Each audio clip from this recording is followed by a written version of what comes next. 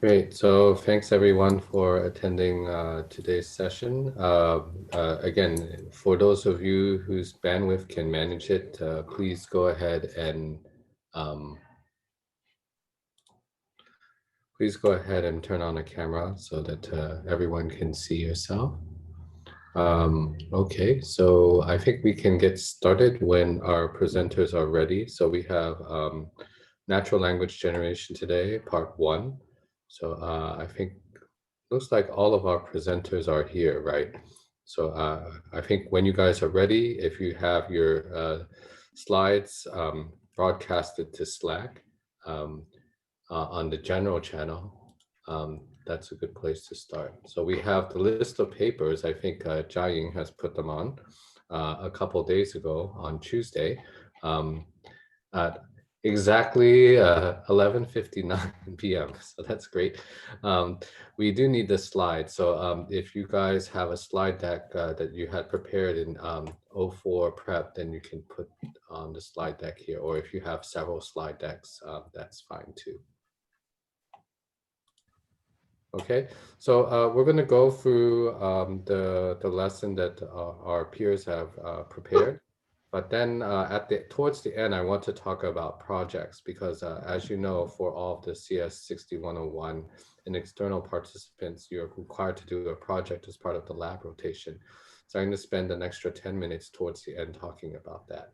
But because the team has prepared a full 5 papers, we'll start with their presentation first. So without further ado, whoever is our first presenter can share their screen.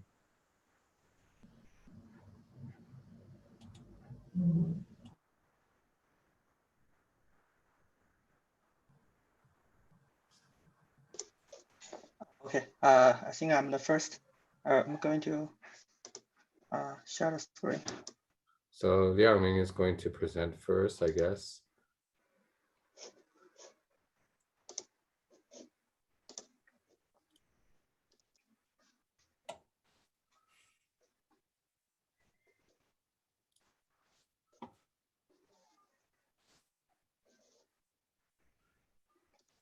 Okay, you all see the screen?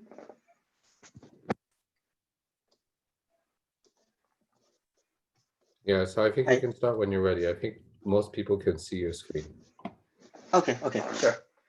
Okay, so today our topic is is focusing on some improvements of sequence to sequence. So since we already have an understanding of what a sequence to sequence is working, so today we are going to cover some 5 papers that tries to improve sequence to sequence from different aspects.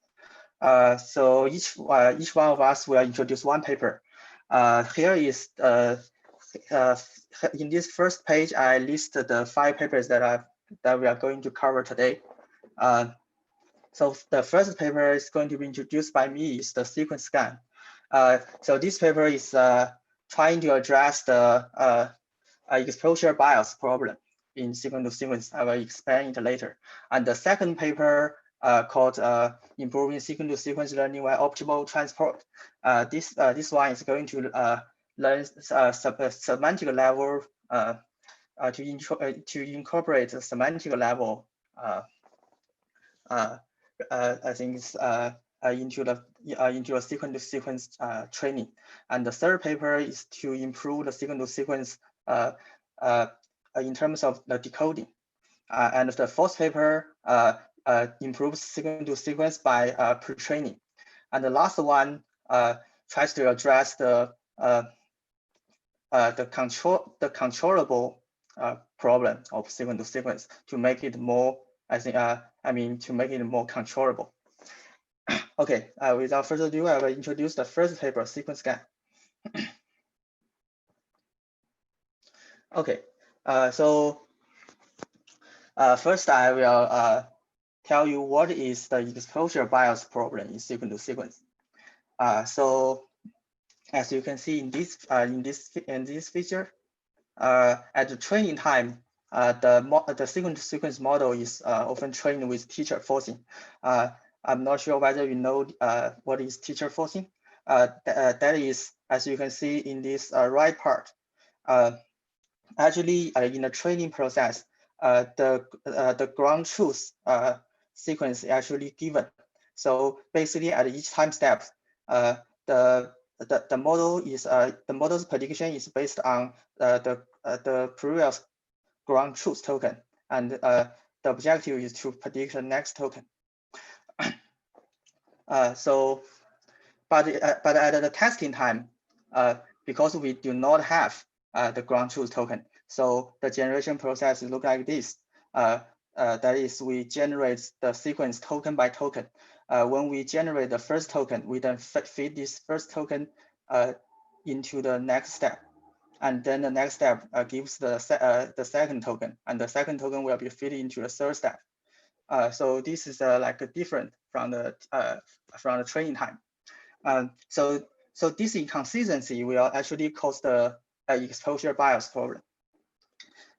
So as you can see, that at the training time, basically when you generate next token YT, all the previous contexts YE, Y2, Y1, Y2 to YT minus 1, this previous context will always be correct because the model will always see the ground truth tokens. And the ground truth tokens, because they are labeled by human, so they are they should be always correct.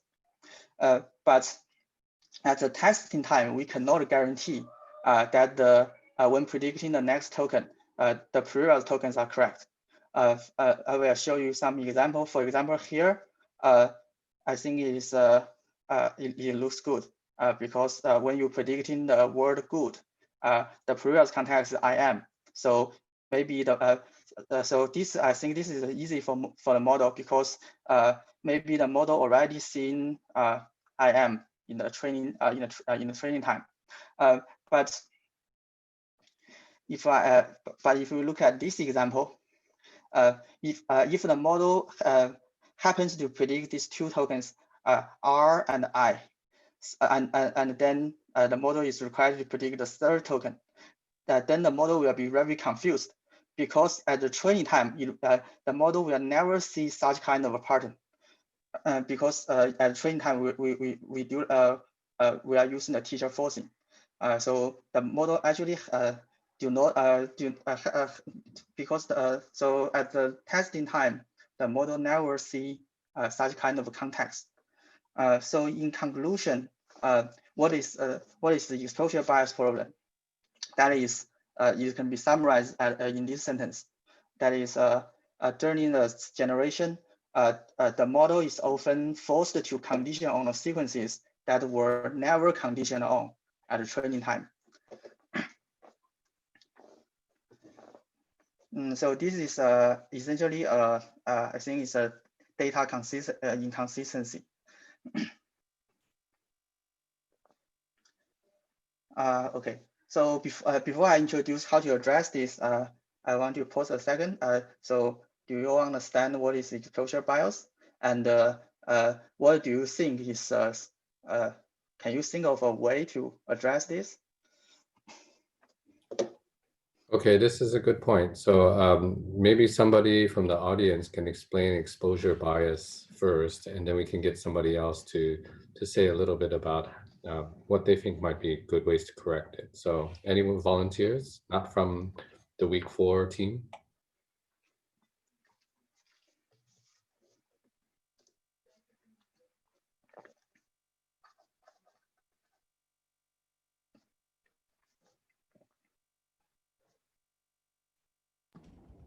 I'm not from the team, but I don't mind trying. Go for it.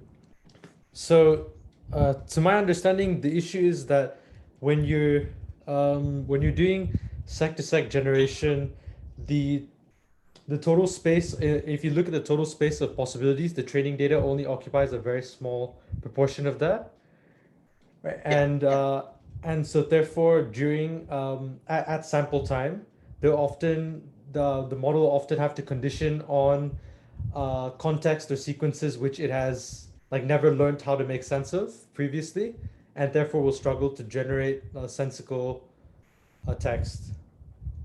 Yes, exactly. Yeah, that is the exposure bias problem. Yeah, very I'll just pop that precise. in the Scribe document. Okay. Yes. So also you guys can understand what Liangming pointed out earlier, which is about teacher forcing. So those of you who are familiar with that term, maybe you can also help to understand what it is, right? At training time, the model is trained using teacher forcing. That's what it says on the slide that Liangming has put up, right? So what does teacher forcing mean?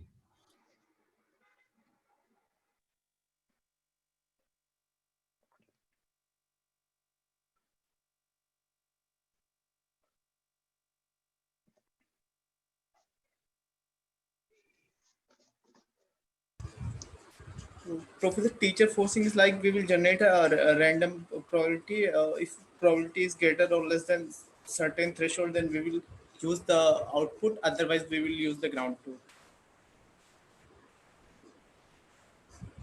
Yes. Teacher forcing is like instead of using the model prediction as the input of the next step, it directly use the ground truth token as the input. Exactly. That is what is teacher forcing. Yeah. So basically the exposure bias problem is actually caused by the teacher forcing. Because at the training time is teacher forcing, but we cannot do teacher forcing at the testing time. So so at the testing time, the model is facing a much larger search space compared with the training time.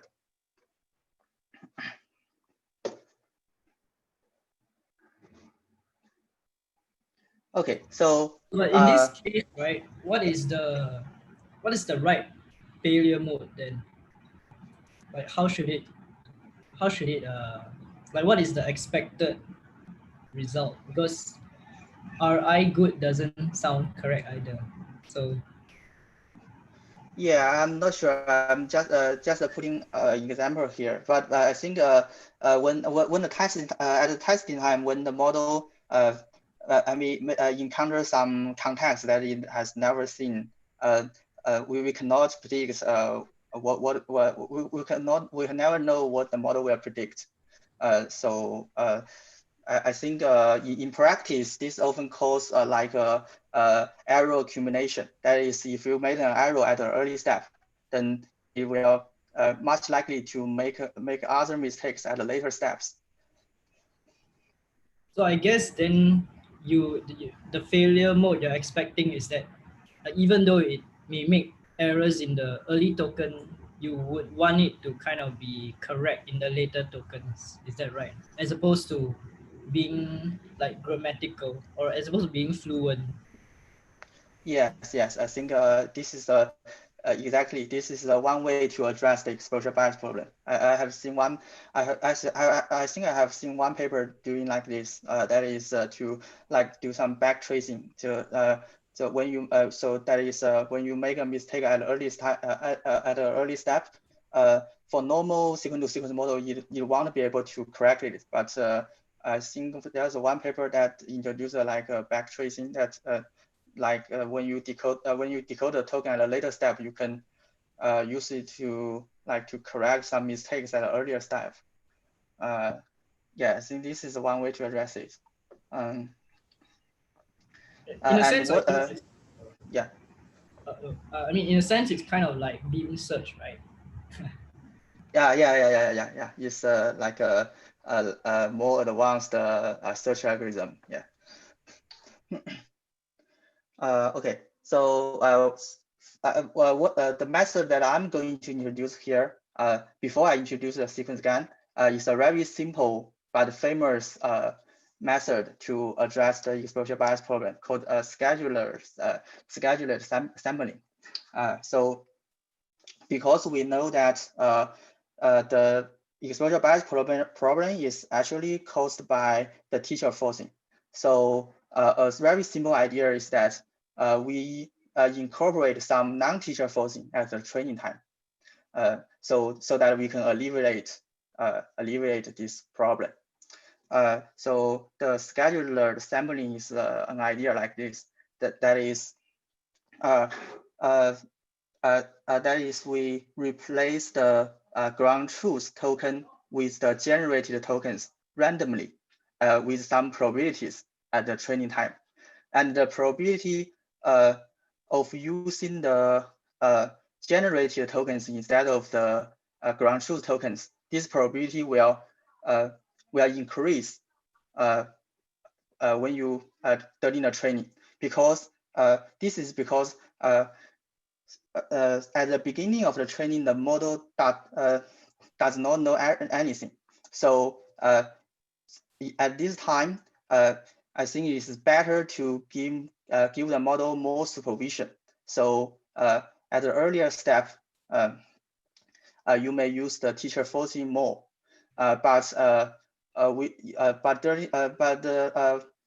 when you train the model for example for a few epochs, then the model already learned how to generate. Then at this time you can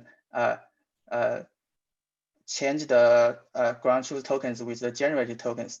That is to change the teacher forcing to non-teacher forcing. So to address the exposure bias problem. So that is what the basic idea of the scheduler sampling.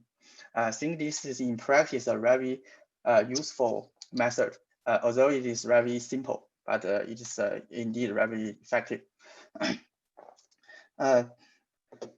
But the scheduler sampling is, I think, it's a hybrid mode of both the teacher forcing and non-teacher forcing.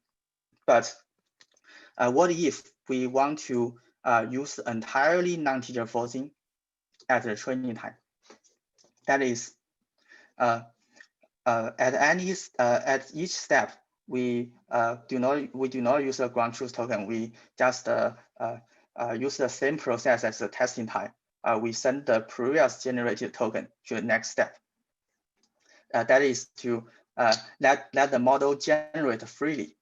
We do not inject any training signal during the decoding. But if we do this, how should we? So where is the training signal comes from? Instead of in order to add the training signal, we will add an evaluator to evaluate the entire sequence that the model generated. So like here, we first let the model freely generate a sequence. For example, it generates "I am good," and then we send this full sequence into an evaluator, and the evaluator will return a score which shows how good is this sentence. And then this score or reward can be act as a training signal to train our sequence-to-sequence model. So this is I think the basic idea behind the sequence SeqGAN. So yeah, I made a few slides here just to let you know what is the exposure bias problem, and how people actually think about this way to address it.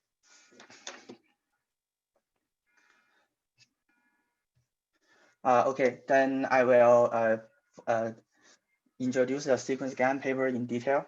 I think this is a very famous paper. It is proposed in 2017, and it already has more than 1,000 citations now. And here, as you can see, the basic idea is in this figure. That is, we have a discriminator which discriminates whether the sequence is generated by the model or is a real world sequence. I'm not sure whether you are familiar with GAN. So actually the basic idea of GAN is similar. That is, the generator and the discriminator will play like a min-max game. That is, the generator tries to generate a very realistic sentence that will fool the discriminator, so that the discriminator cannot tell whether this generated sentence is real or not. So if the generator can generate such a realistic sentence, then we can say that the generator is very good, right? But the job of the discriminator is the opposite.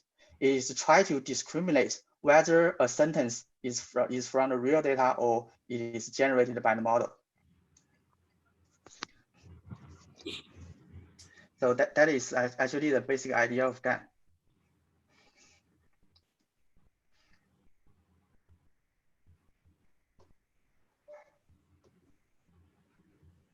So any questions so far? There are a couple comments. So Chung, Abdul, and Zihao have talked about the problem with teacher forcing. So maybe we get some of you to talk about what you're talking about on the chat, which is about why using teacher forcing in the first place. So you guys can unmute and discuss it a little bit before we get into the actual training procedure of the sequence scan. Yeah, okay.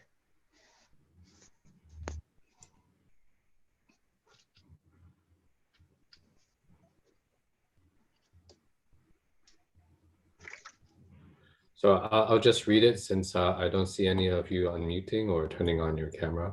So Chung asked, why do we use teacher forcing in the first place? And a couple of you have commented about it, right?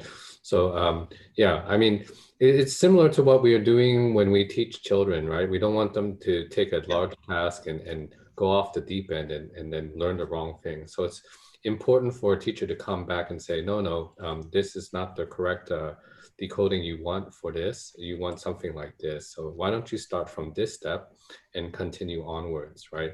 So when you have a multi-part problem, in any case, like a math problem, right? If you get your first part of the problem wrong, then everything downstream goes badly, right? So occasionally you want to do teacher forcing to make sure that the model is learning the right information, right? So that's part of what I think Abdul, Zihao have said. Then Zitai mentioned, why does teacher forcing lead to this difference? So any of you want to try to address this? So if you read the chat there, maybe you guys can. Like if we feed the generated output to next time step, then the next output may not be correct again. Yes, yeah. So yeah, I will try to say a few words. So why we use teacher forcing in the first place? Like Jasmine said, yeah, I think teacher forcing is like a way of imitation learning. That is, we tell the model the ground truth, and the model just imitates the behavior of the ground truth. In this way, the model will be trained very fast and converge very fast.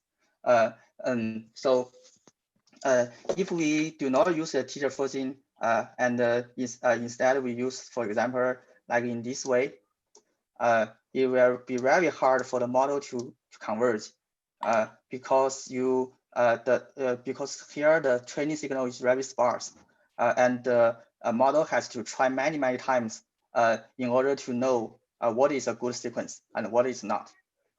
So I think that is the basic intuition behind this. And so why teacher forcing will lead to a difference in, yeah, I understand this question. So yeah, I know. So basically the exposure bias problem is like, even if you can imitate the behavior of the training set perfectly, you cannot guarantee that at testing time, it won't generate a sentence that has never seen before. So essentially, I think the possible space of sequence at the testing time is much larger than that at the training time. So that is how the exposure bias problem comes. Okay. Then I will continue. So I think all of you understand the idea of GAN, at least the basic idea. So the back propagation only goes to the embedding layer, right? It doesn't, I mean, it can't go to the token. Yeah, I will talk about this later. So yeah, actually in this way, actually the one problem is that the gradient will cannot flow to the model. So that is why the sequence GAN actually used the reinforcement learning method to do that. Oh, okay, okay.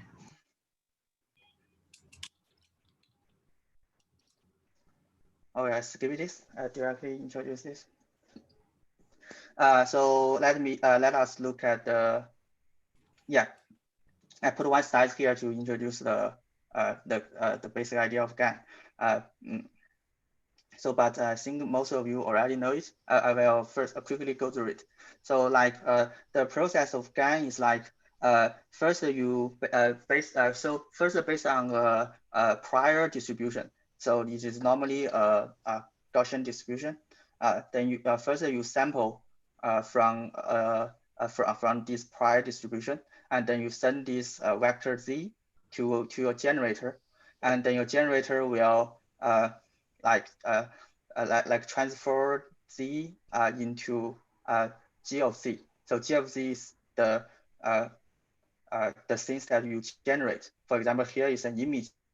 For example, if we want to generate image, then you will output an image, and then this generated image will be sent to a discriminator, and this discriminator actually takes two inputs. The model generated image and the real world, the image from the real world.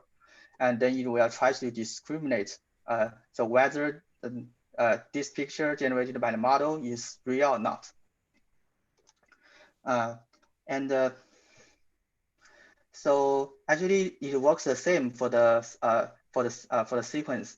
So here, the process is similar to the picture to the case of picture. That is, you first you sample z, and then you send it to a generator. So this generator is just a sequence-to-sequence model, and then you will generate the sequence, and then you send the generated sequence to the discriminator, and the discriminator will also takes the real-world sequence as input, and then you will try to discriminate whether this is real or not.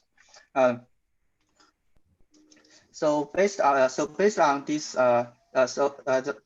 based on the score given by the discriminator, it will use this score as the training signal to train the generator. That is, if the basic idea is if the generator generates a bad sentence, then the discriminator will give it a low score, and then this signal will be back propagate to the generator to update the parameters of the generator to make it better.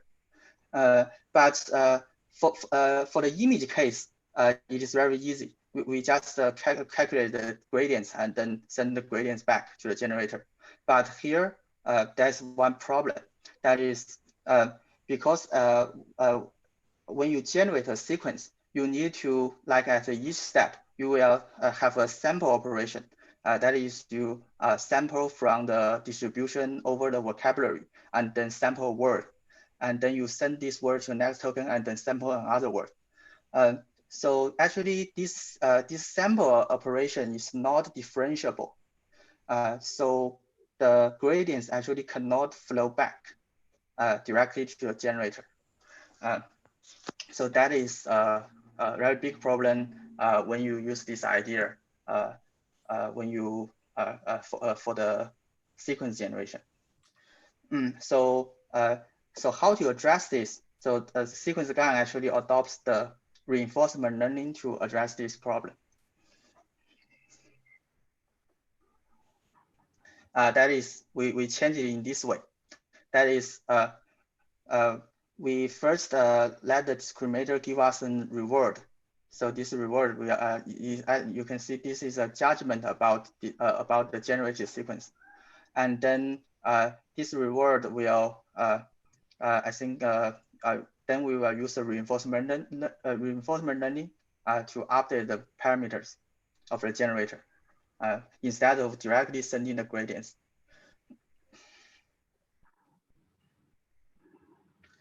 Okay. So from now on, we'll going to introduce some details. So in order to use the reinforcement learning, we first will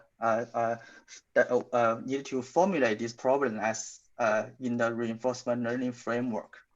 That is in a typical RL framework, we usually have a few components. For example, we have we have a state, action, and a policy, and also a reward. So here actually the generator is actually the policy, can be viewed as a policy that we want to learn. This policy is actually based on the previous context. So the previous context is actually you can see it as a state, and then based on this state, you need to select an action. The action is to generate the next token. So each possible token it can generate is actually an action. So you can see that it is actually choosing from a set of candidate actions and choose the best one. And the discriminator actually acts as a reward function. That is after the generator generates the whole sequence, the discriminator will give a judgment about this sequence, and then its value is the reward.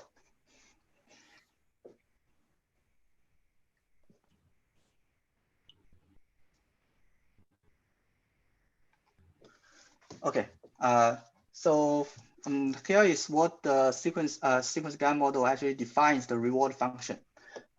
So actually there are some equations here. As you can see, yeah, it's for example here, the overall objective is to maximize the expected reward, and then you can and you see this this G theta is the immediate reward that the model will get at this state, and it times a Q function. So the Q function is like a state action value function that is the expected accumulated rewards that starts from this state and taking an action, this action all the way till the end of the trajectory. So as you can see this from this figure, that is we start from the current state, and then we search all the possible sequences that could happen next, and each sequence will give us a reward, and we then take the expectation of all the rewards. That is what this Q function means. And our objective is actually to maximize the expected reward. That is, we need to choose an action that can maximize the expected reward at the subsequent steps. So that is basically what this objective function means. So although it's the equation looks very complex, but the idea I think is quite clear.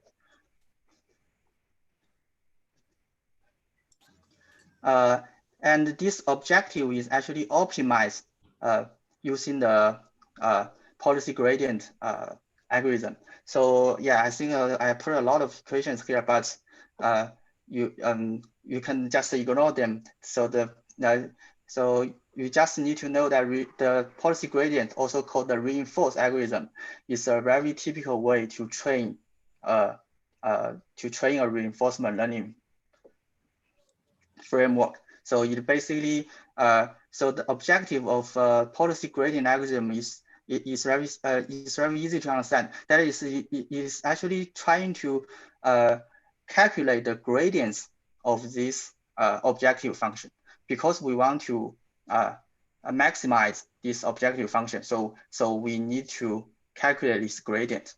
And the policy gradient algorithm actually derives what is this gradient looks like using all of these derivations. And then you can directly go to the conclusion, directly go to the results here. So this gradient is actually equals to first, for each step in the generation, you first calculate the gradient of the log likelihood. This is actually the same with the normal sequence-to-sequence training. And then, but the difference is that it then times the reward value at this step. I think it is not the immediate reward value, but it is the expected accumulated reward. That is a Q function. You actually times these two terms together to calculate the gradient. That is what the policy gradient tells you. So in practice, when you optimize the reinforcement learning framework, you can just directly use this to do the gradient to do the gradient descent, as it is shown here. So yeah, now here if we remove these two terms, it's actually exactly the same with the normal maximum likelihood training objective with the normal sequence-to-sequence learning. Okay, so I think that is the end of it, and I summarized 4 key takeaways. I think after this presentation, I think you should know, at least know what is the exposure bias problem, and why the SeqGAN can address the exposure bias problem, and then how SeqGAN actually turns the sequence generation into a reinforcement learning framework. Yeah, I think that's it. So we can have a few discussions about this. Yeah, so there are a couple comments. So I think Chung also wrote a little bit, and so did Xu Lin. So either of you want to speak up, or anyone want to try to answer some of the key takeaways that Liangming present?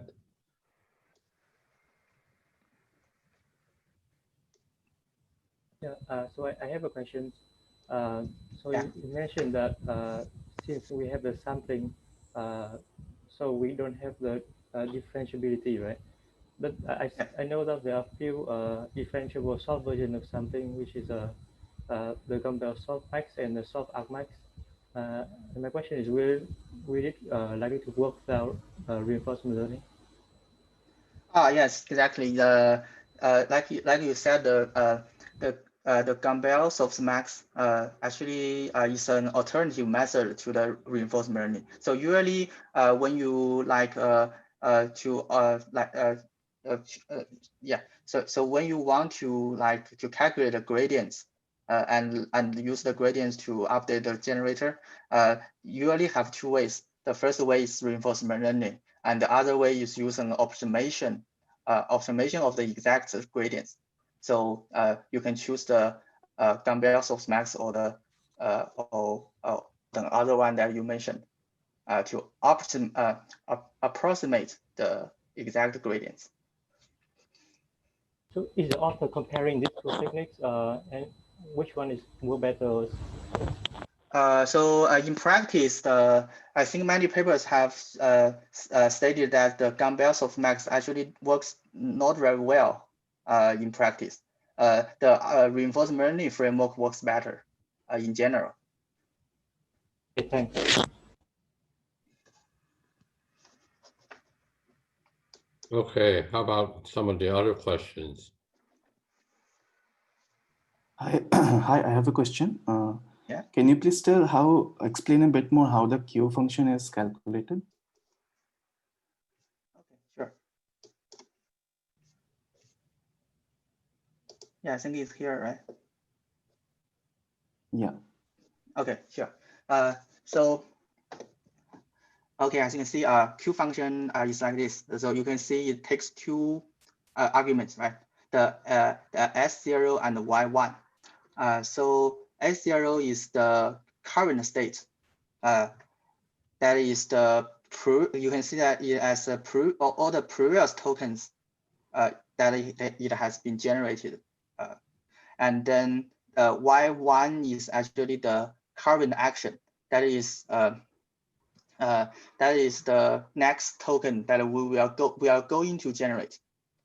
And then you take these two as an argument, and then this Q function is actually to calculate if we take the action of Y1, that is we generate the next token as Y1. What is the expected accumulated reward that will happen in the future? So the way to calculate is that we simulate all the possible cases of what we are going to happen in the future. You can see here there are many possible passes to, and each of these paths will lead to a different sequence. And also each path will eventually give you a reward after you decode the after you completely decode the sequence. And then you can see we take the average of all the rewards that will happen in the future, and this is the expected reward, expected accumulated rewards. So that this is what reward is a language model, or no, the reward is the score that the discriminator gives you. The discriminator actually will take a sentence as input, and then it will judge whether this sentence is good or not, and give a score to reflect this. That is called the reward. So how is this reward computed? Oh yeah, this reward is actually because now you are using the GAN framework, so the discriminator is actually trained in the adversary training process, just like the GAN. That is yeah, if you are familiar with GAN, the generator and the discriminator are actually trained in a like a min-max game. That is, the generator tries to fool the discriminator, and the discriminator tries to differentiate the generated sentence and the real sentence. And these two components actually compete with each other, and finally they will get to a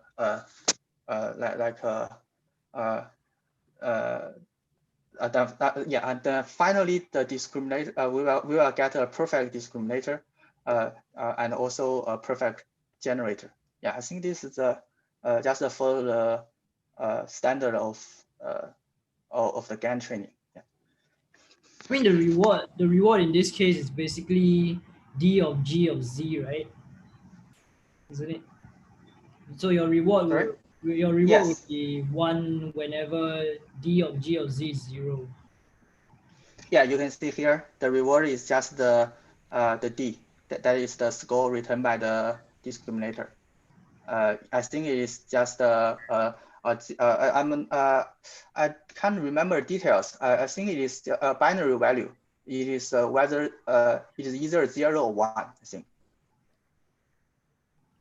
So Yeah, I guess in the general framework for GAN, it might be 0 or 1. I mean, you can train your discriminator to be a little bit more granular than that, right? It's just basically some probability that the actual output from the generator is a real sample, you know, from the data, or a synthesized sample that the generator has created, right?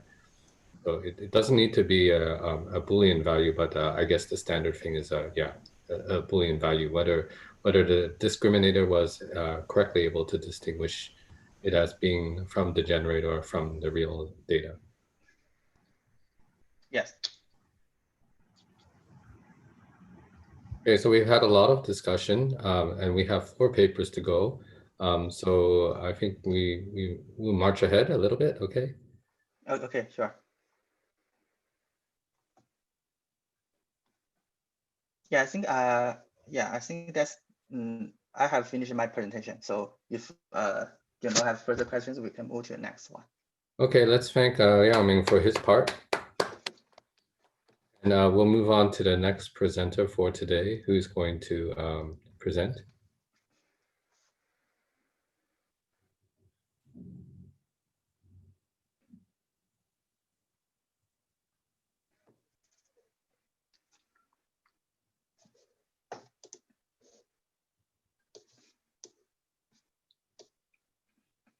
Hello, can everybody see my screen? Yeah, so Mingliang is going to present next. Go ahead. Thanks. I just want to make a disclaimer. I didn't see the cool slides. My bad if there's a difference in the style of slides. But okay, so anyway, I'll continue. Yeah, we'll canonicalize it later. So I think Mingliang put the other slide link so you guys can jump. Yeah, it's my bad. I didn't know there was a Google Drive. No worries. Yeah. Okay, so as Liangming has described, he has really described the whole problem we're trying to do, the exposure bias and all that. So I'll skip to the optimal transport part. So now I'll discuss a very different solution than what Liangming talked about, which is using optimal transport.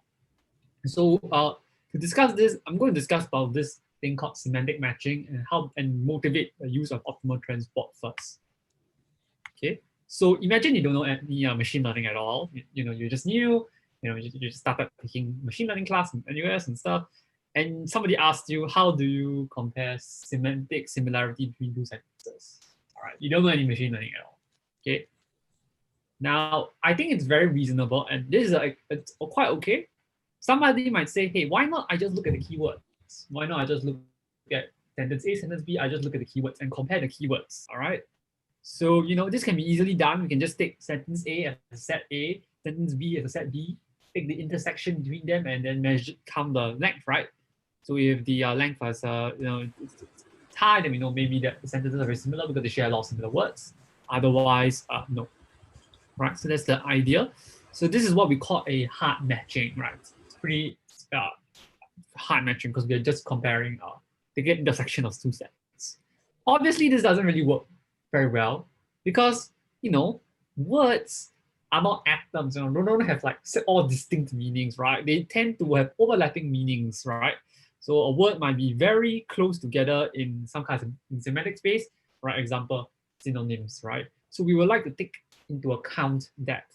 So this brings us to a different formulation of the same idea, which is that we could now account semantic meaning by basically computing this, by basically doing an assignment.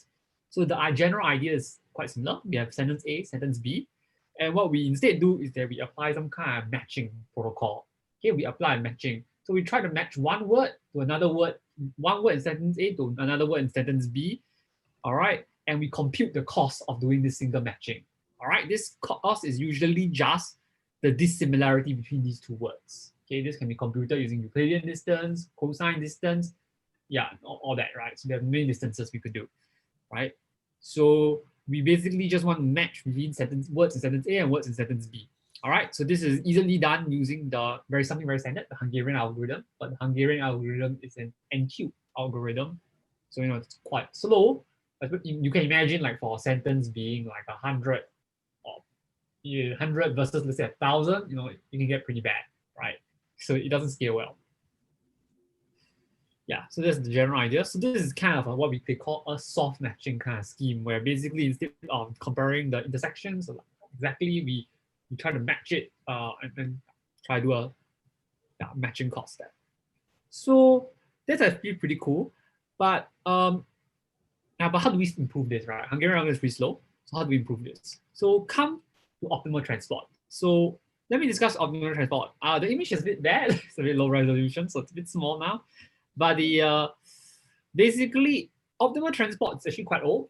I don't do it justice in my next 10 minutes explanation of it because it's 200 years of math. So I'll try my best to summarize.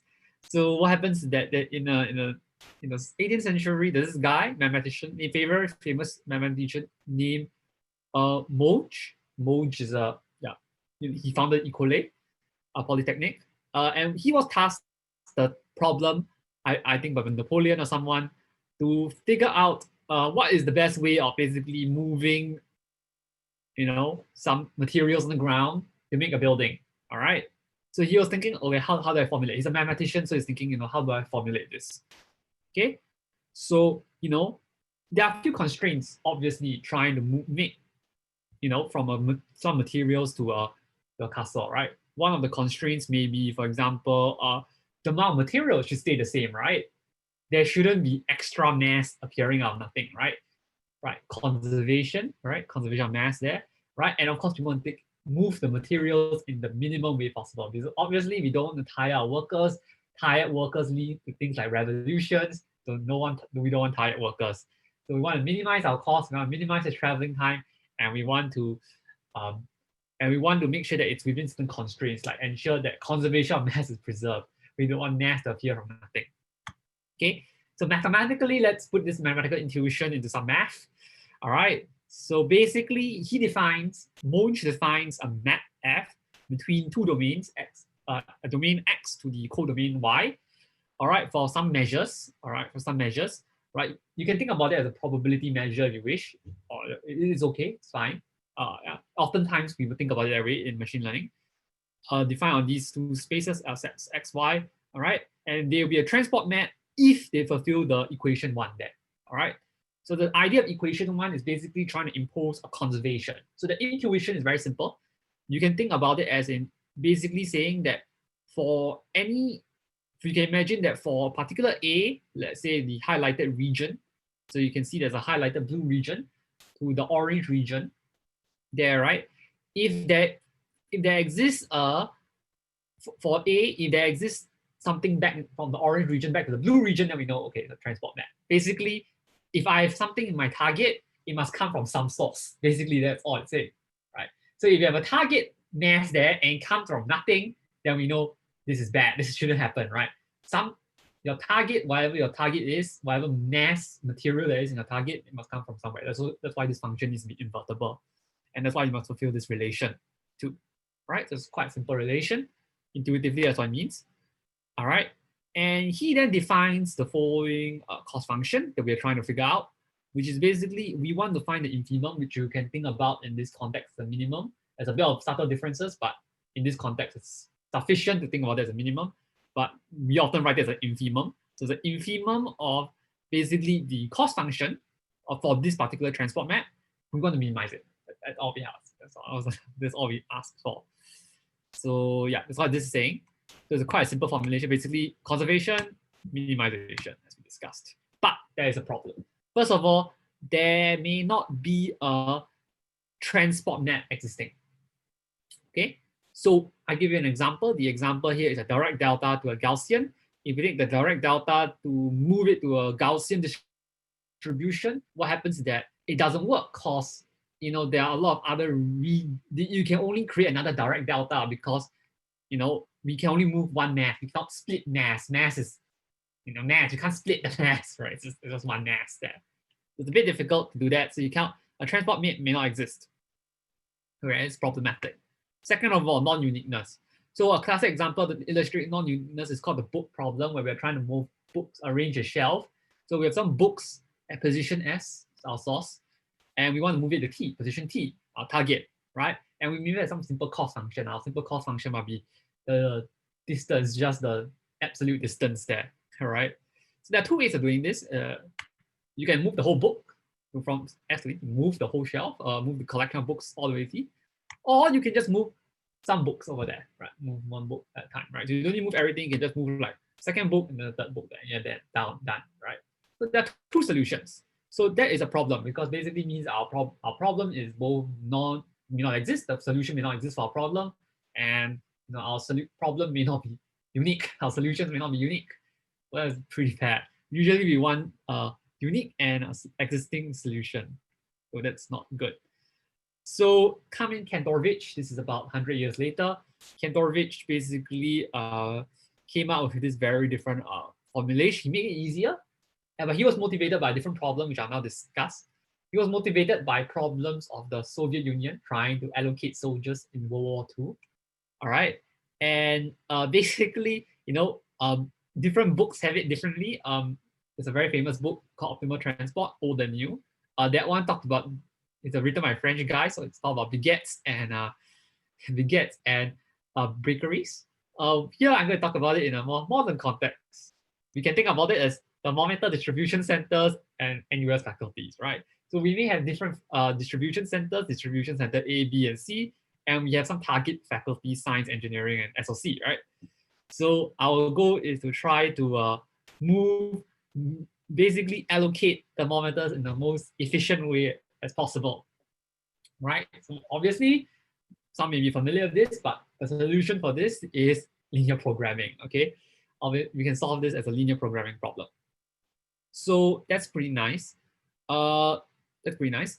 So the thing about this, the key idea that Kantorovich has that it's going to relate to what Monge described just now was that he basically made a relaxation of the problem.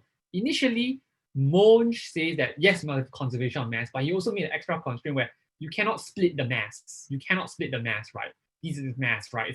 It's a wood piece of wood. You don't want to break the wood to create a building. It's gonna be pretty weird, right? So Kantorovich makes a relaxation. He says, okay, we're going to keep the conservation of mass, but we're going to allow you to split the mass.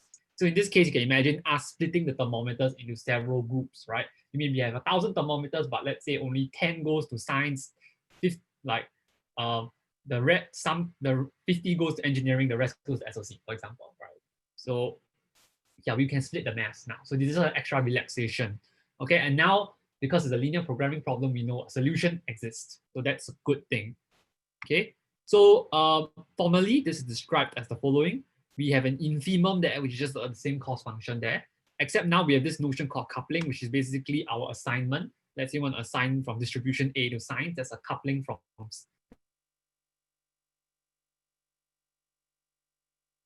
distribution A to the faculty of science, right? For considering all possible couplings, we want to find the minimum coupling, the minimum cost of assignment. That's what the first equation is saying. And because of the LP problem, as Kantorovich figured out, there is a dual formulation, which is a lot easier to compute usually, which is the following there. Yeah, which is pretty cool.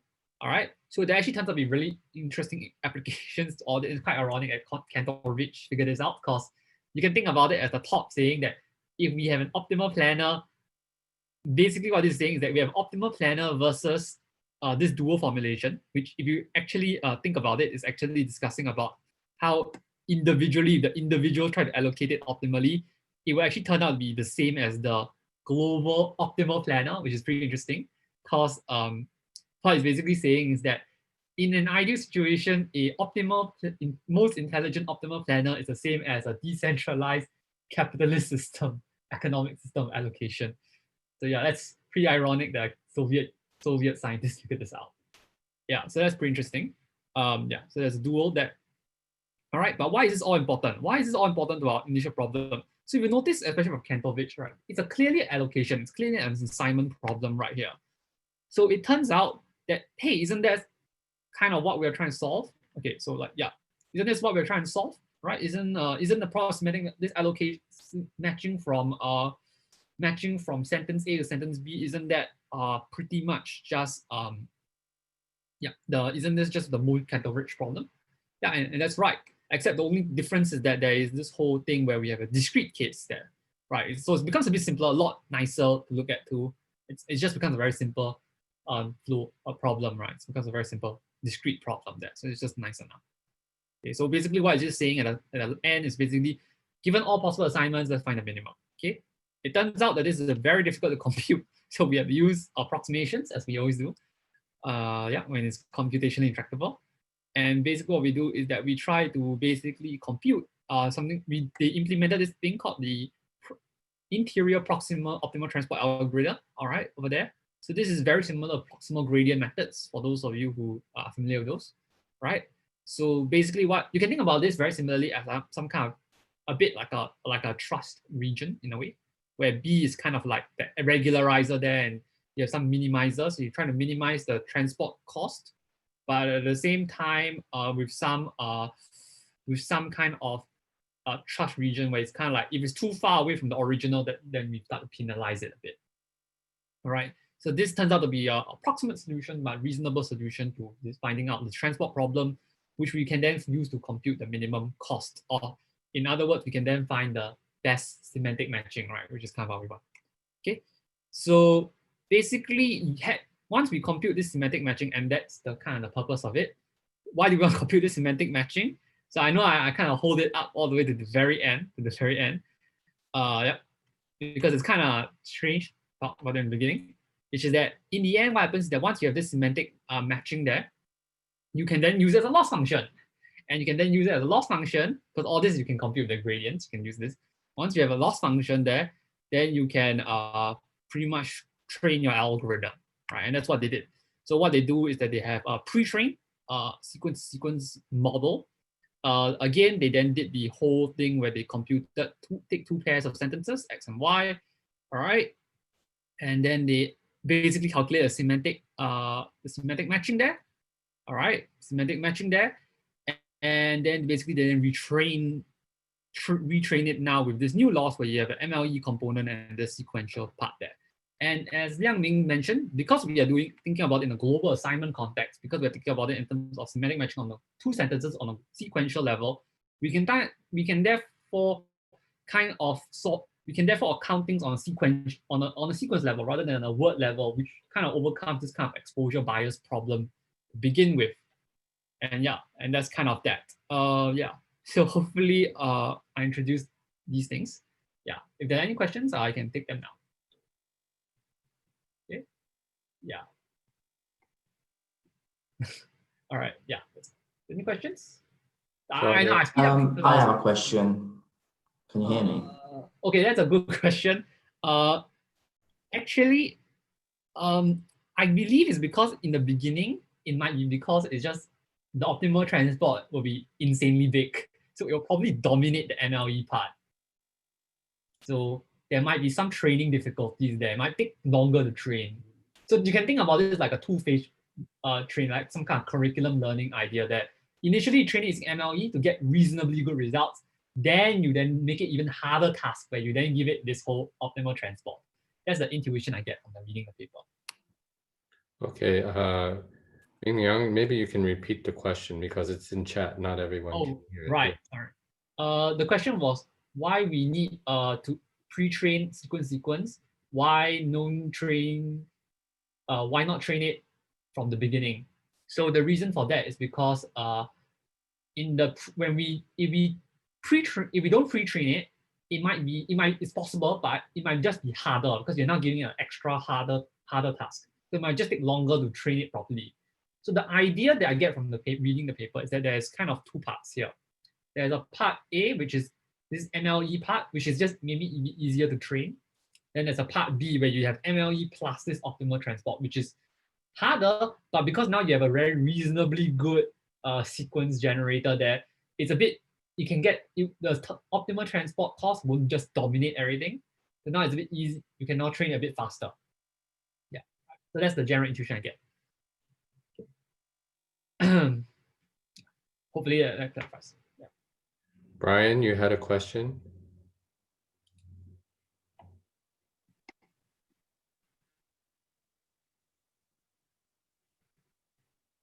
Brian, did you have a question? Yeah, it's fine. I don't have any more. Okay. So anyone want to try to summarize what Mingliang presented? So coming back to trying to find the optimal way to learn a sequence, and another way to calculate a loss, right? A cost for doing the training.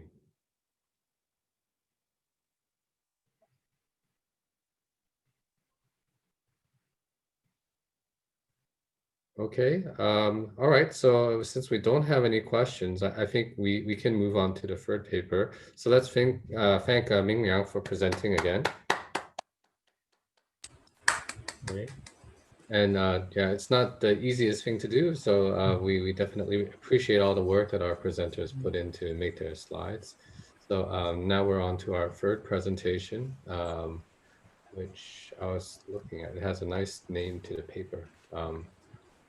About what was it again? So yeah, so you're sharing. Go ahead.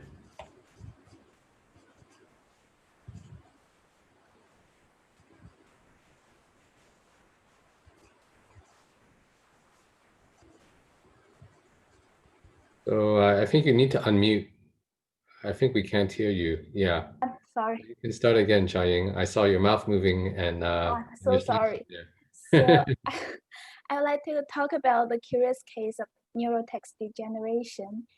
and it is a paper recently published at ICR 2020.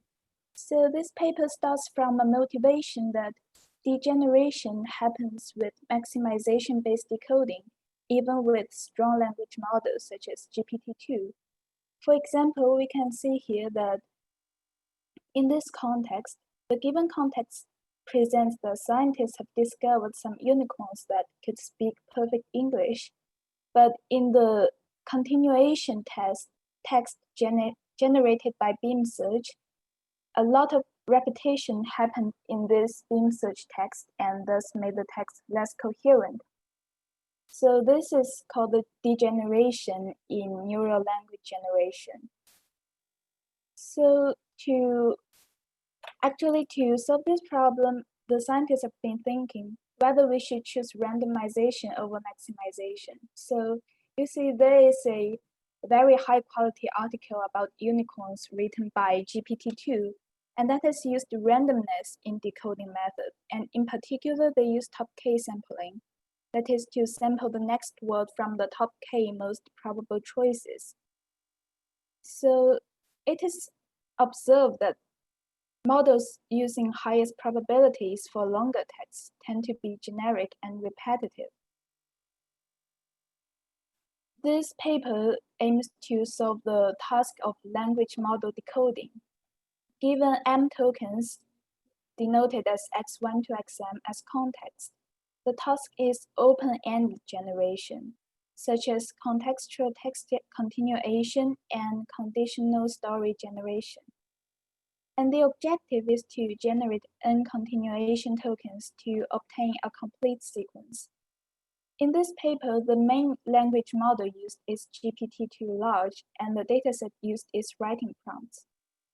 The authors conducted analysis based on generating 5,000 passages, ending upon either the end of story token or max length reaches 200. So this takes us to the first problem, that is, why does probability maximization lead to text degeneration? So the assumption of language model is that when we assign higher score to a word, that means that the model can generate higher quality text. And normally the language models would define the decoding problem as a conditional generation problem, in which we generate the sequence conditioned on the given sequence. So there are two prominent maximization-based decoding strategies, the beam search and greedy decoding. The authors of this paper gave two reasons as to why maximization could lead to degeneration. The first reason is the gravitational force of repetition. So take I don't know, for example. In GPT-2 models, when we generate no conditioned on I don't, so the probability is quite high. However, in GPT-2, it is observed that when we generate no based on I don't know, I don't, the probability is even higher. So this causes a positive feedback loop, so which results in the repeated generation for I don't know. As you can see, the probability per token is continually on the rise when we are generating the words I don't know, repeated 200 times. So in this way, we can see that beam search, they can result in some loops, as is represented with this blue line, while human text is represented by the orange line. So when these two lines compare, we can see that beam search text is less surprising. And also, there is an intrinsic property of human language, that is the turbulent distribution of natural language, that causes such degeneration. So although the language models tend to optimize on high probability zones, natural languages often dip into the low probability zone to give details with content words. So in this way, when we decode based on maximization, it would lead to generating text with unnaturally high probability and too little variance. And at the same time, This has created motivation to choose randomization over maximization. So on this basis, currently we are sampling from the full distribution. So why does sampling from the full distribution can also lead to degenerate text? So first problem is that, the first reason is that for each time step in sampling-based decoding, we are generating the current token based on all the former tokens. So it's like conditional generation, and it could lead to incoherence problem in empirical analysis, such as in this case, when the context says that the president wakes up early and have coffee in his office. The continuation text generated by sampling with temperature equal 1, it can lead to a loss of logic because it's you couldn't be sure if that's what you were really doing, and it obviously does not match with the given context. So this can be attributed to the tail of distribution. In this phrase, the tail refers to a majority of tokens that are assigned with low probabilities. So the first reason is that if the model gives one bad sample, it can start a downward spiral. So in natural languages, it is rooted down to recency bias and explanation away problem, which means that language models have the tendency to over-rely on short-term context and ignore the long-term context. And also, sampling from the tail is extremely likely. So if we denote the probability of sampling from the tail as this one, so we can compute an overall probability of avoiding sampling from the tail with low probability. So in the full distribution, actually it is computed that the average probability mass assigned to the tail is about 0.3. That means that sampling from the tail is very probable, even just with the first 3 tokens. So in this way, how should we boost performance and shift our focus to those words with higher probabilities? So the classic strategies have focused on the truncation of distribution. The first classic strategy is about sampling with temperature. So the key idea of sampling with temperature is that it uses this equation to re-estimate the softmax function. And when t approaches 0, it simulates greedy decoding, and when t approaches infinity, it approaches uniform sampling. So normally we set t from 0 to 1. So the distribution can be more skewed toward the high probability events. And in this way, it can implicitly avoid the influence of the tail. However, several recent analyses, according to the paper, have said that although lowering temperature can increase the quality of the overall text generation, it also comes at the cost of decreasing diversity, which is another problem. So another classic strategy that uses the truncation of distribution is top K sampling. It rescales the original distribution, and such as in these 2 scenarios, we just maybe select the K candidates and then generate our text according to those K candidates. This also has a problem, however. So there are 2 scenarios. One is broad distribution, one is narrow distribution. We discuss them one by one.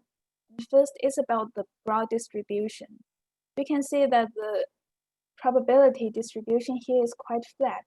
So when the context is like she said, I never, most of those words make sense. So in this case, if we only select K reasonable candidates, we are limiting the model to only a subset of reasonable words, and this can result in bland or repetitive text. And in this case of narrow distribution, it's like we gave the context of I ate the pizza while it was still, and either hot or warm, it is quite obvious. So it has a really high probability as computed by the model. So in this way, the distribution is quite big, and the model might not have k candidates. So in this way, if we are still selecting k candidates, it might include words that are not reasonable. So this shows a problem in the current truncation methods and how to improve on the basis of that. This paper on the basis of current truncation methods introduces us to nucleus or top P sampling. The key idea of nucleus sampling is that we use the shape of the probability distribution to determine how big is the set of tokens to be sampled from. So given a distribution, we construct a top P vocabulary. So it is the smallest set, such as the distribution of it can exceed the threshold of probability P. So in this way, we rescale the original distribution according to these transformations. So it is in some way quite like the top K sampling, only that the P is changeable and only that the nucleus is changeable and the vocabulary, like the size of the vocabulary is also changeable according to a probability threshold that we set. So in practice, nucleus sampling means that we select the highest probability tokens whose cumulative probability mass exceeds the pre-chosen threshold P. And for high values of P, it only leaves a small subset of vocabulary that takes up the vast majority of the probability mass, which the authors define as the nucleus. So in the experiment, it is demonstrated that nucleus sampling with P set to 0.95, it has the most stable and the best performance on those metrics. And the other thing I like about this group's research actually is that they use more metrics other than Liu and Rouge in natural language generation. So there are three really interesting metrics here. The first one is the self-BLEU. So it computes the BLEU score of each generated document using all other generations in the evaluation set as references. And the second one is the zip coefficient. It is constructed based on the zip law. So the law says that there is an exponential relationship between the rank of word in text and the frequency of that word in text. So this coefficient, based on that law, it compares the text distribution to the theoretically perfect distribution curve, where the rank of word and the frequency of word in text has an exponential relationship. And the the third one is the human unified with statistical evaluation. So it is like it takes human factor into consideration and trains a discriminator with only two attributes. The first one is the probability assigned by the language model. The second one is the human judgment of typicality. So this discriminator is in some ways similar to the discriminator in GANs, but in the GANs, the discriminator is like learned in the process. However, in this one, the discriminator is like, we first assume that there is an optimal discriminator. And sorry, does anyone has a question? So Any questions by anyone on the floor? Sorry, I have a question to ask. Shinza, go ahead. Yeah, I'm slightly confused. Like, how do you deal with the samples after you carry out the top K sampling or top P sampling? So you have a few samples with distribution, right? Yeah. So like, after you truncate the data and get the sample, like how do you process it? It's like well, I think the selection, like to select from the candidates, is still in some ways similar to top K sampling. So the idea of nuclear sampling is that the size of the candidate set is changeable according to a given probability. So we are not limiting the number of candidates to like a given number. So in fact, we are using probability as a constraint. I mean, I understand this. I mean, but after you choose, let's say P samples or P candidates, I think you still have to choose one of them, right? Like ultimately. Yeah, it's like still using the maximum one.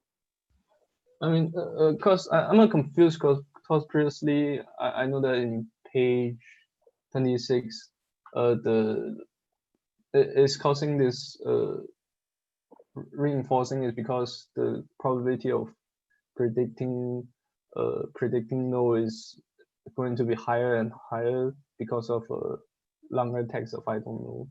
So let's say in this case, I think it's still gonna be a peak or narrow distribution or a peak distribution with no having a very high probability. So I'm still a bit confused, like how does this solve the problem of the loop of I don't know? And so in my understanding that the researchers of this paper, they observed that GPT-2 has created a high quality article with top K sampling. So in this top P sampling, I think maybe we could understand it as some improvements on top K.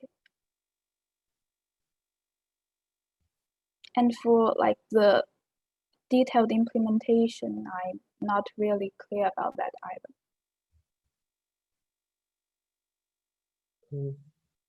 Thank you. Can I say that it's a different, is similar to beam search, but a different way to limit the number of choice each time? Yeah, it's like the main contribution is to limit the choice with probability constraints. Okay, thanks. Can I ask a question here?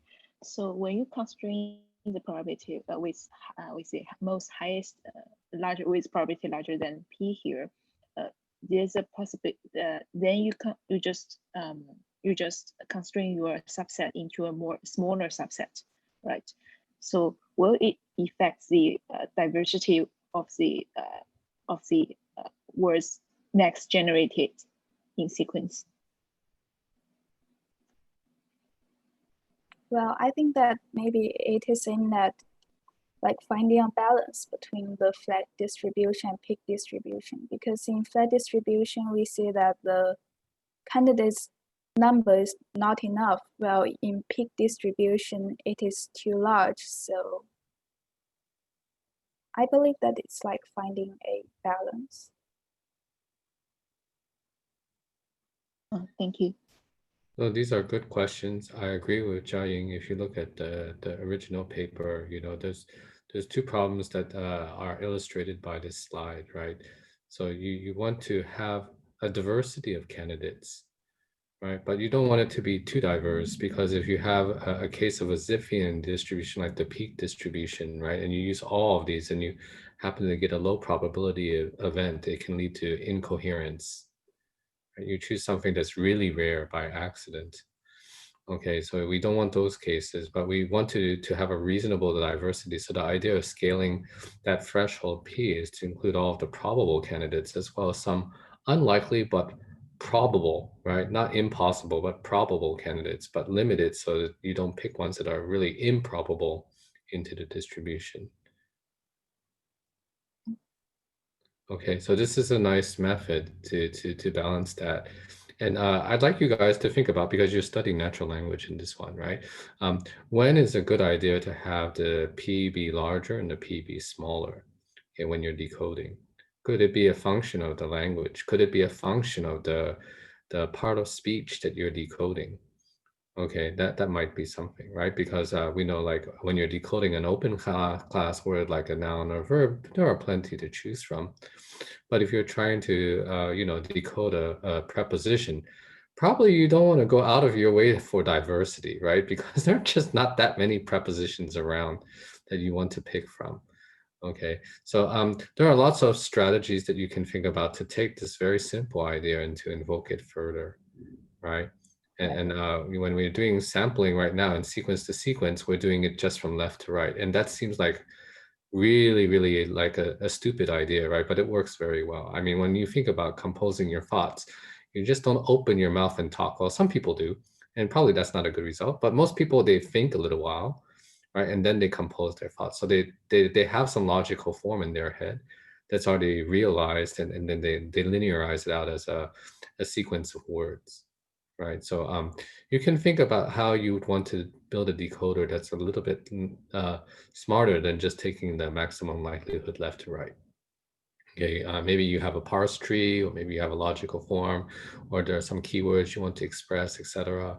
And then you do the decoding that way. And then maybe you can revisit the decoding after you've decoded an initial sentence and refine that. So all of these things are possible. So this paper is very nice because it's a very simple model, elegant, and actually very well written. It has, many times when you write a paper, you have very little space to talk about discussion. So this paper is actually really good because it has lots of discussion and examples. Other questions that you guys have? Okay, so let's thank Jiaying again. So if you have time, you can look at the references that are on there. So we'll go on to the next paper. So who's next up? Hello. Okay, Ding. I'm going to share next. Okay.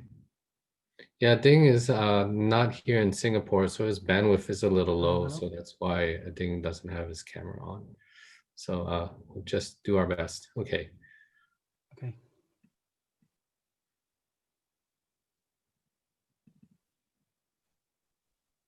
Hello,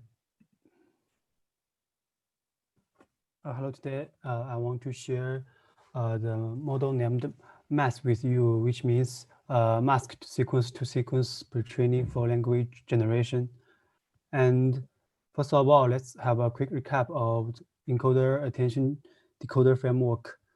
And as shown in the figure, the encoder takes the source sequence X as input and transforms it into a sequence of hidden representations, and then the decoder extracts the hidden representations from the encoders through attention and generate a target sequence Y. Here we usually use a log likelihood as objective function. Then for pre-training in NLP tasks, many NLP tasks lack paired data, which is required by sequence to sequence learning. So if they have plenty of unpaired data, the pre-training on unpaired data and then fine-tuning with a small scale paired data will be helpful for these tasks, which is exactly the focus of this work. And there are already several pre-trained language models. They are very famous, like GPT and BERT. They have achieved great breadth natural language understanding. Here I listed several language understanding tasks. Then let's talk about the motivation of this paper, and let's look at the BERT and the GPT first. They are very successful. In general, BERT trains encoder for language understanding tasks, and GPT trains decoder for language modeling. But they are suboptimal on sequence-to-sequence based language generation tasks because they only used encoder or decoder separately, but the attention is very important, and the encoder part and the decoder part need to be pre-trained together, which is more optimal for language generation tasks. So they proposed the mass model, and then let's look at the framework of this model. They masked K tokens in the encoder part, and then in the decoder part, instead of predicting all these tokens in, they just predict the masked tokens in the encoder, and here we can look at the objective function. Here the XUV denotes the sentence fragment from U to V, and this denotes the fragment from U to V are masked in the sentence. So in this example, when the input sequence has in total 8 tokens with the fragment X3 to X6 are masked. So the model only predicts the masked fragment X3 to X6, and given X3 to X5 as the decoder input for position 4 to 6. And for other position, the decoder just masked them. So let's talk further about why this framework works for the joint pre-train.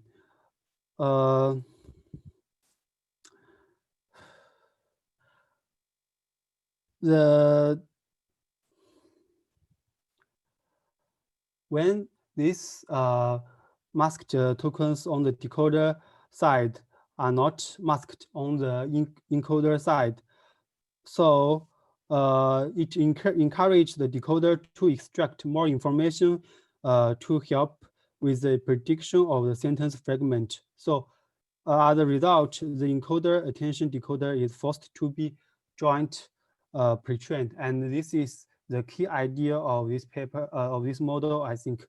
And separately, in order to provide more useful information for the decoder, the encoder is forced to extract the meaning of unmasked tokens on the encoder side, which can improve the performance of the encoder in language understanding.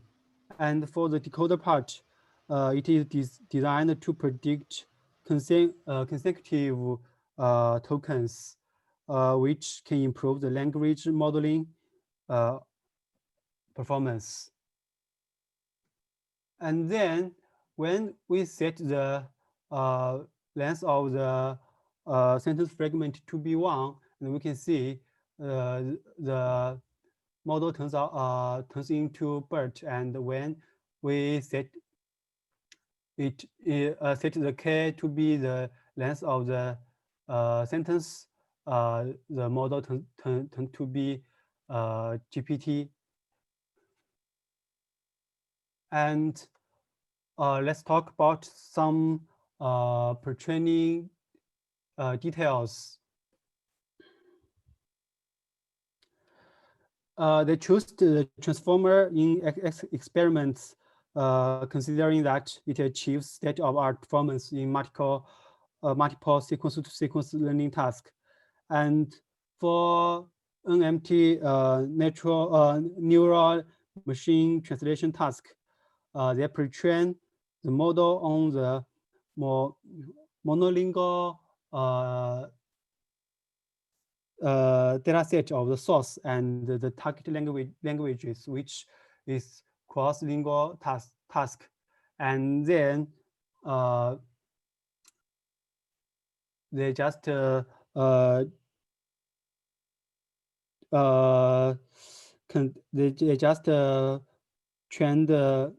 pre-train the model with only English monolingual data for some single language generation task like text summarization and response generation.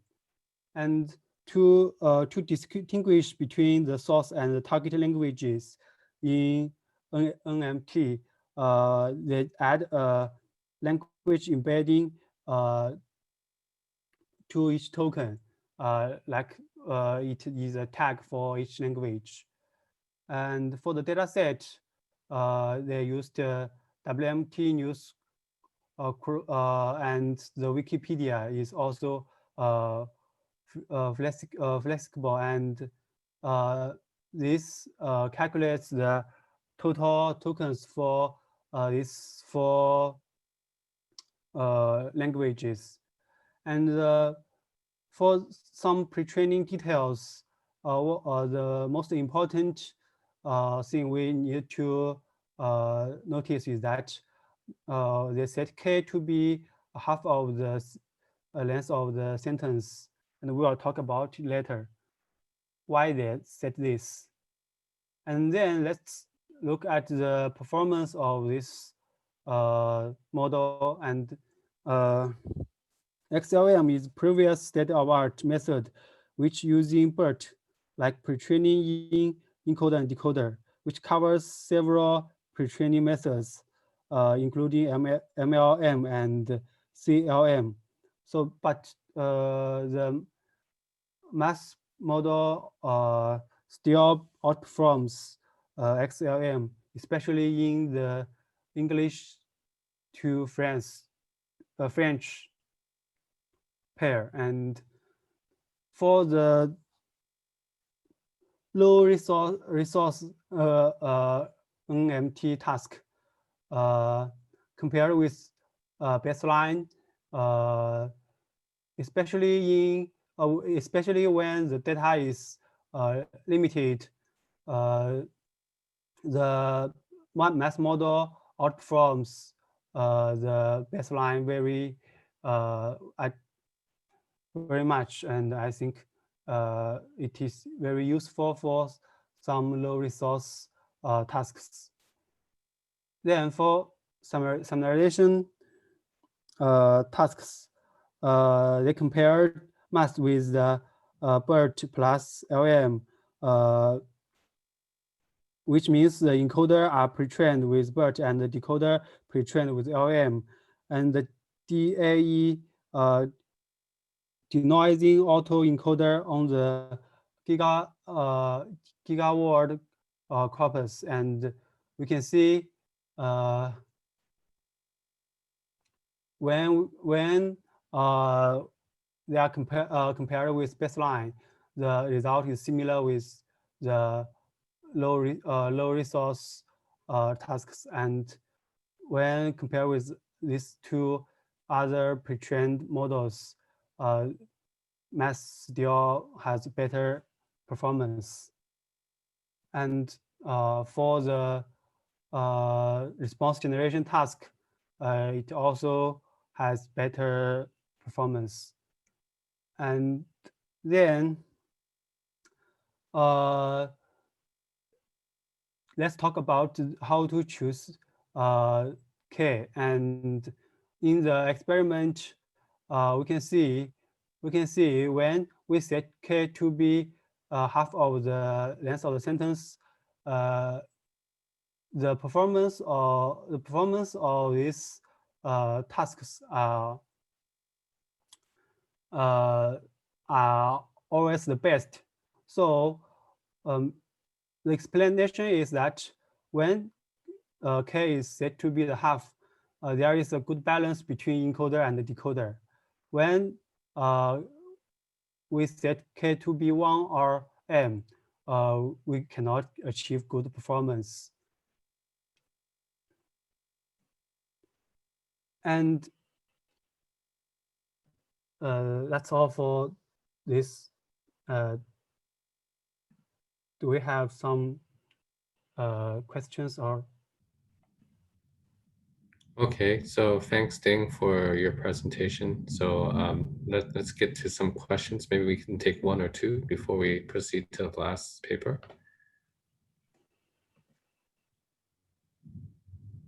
Any questions from any of you?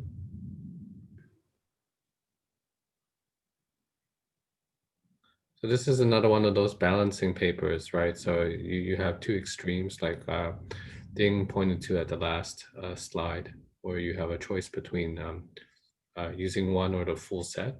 And what they're doing is they're saying maybe we just take the ones that are of a small window and mask these out, right?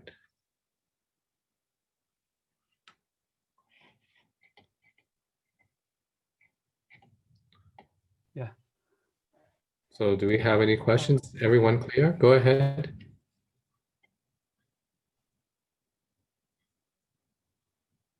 Okay, and let's end of my presentation there.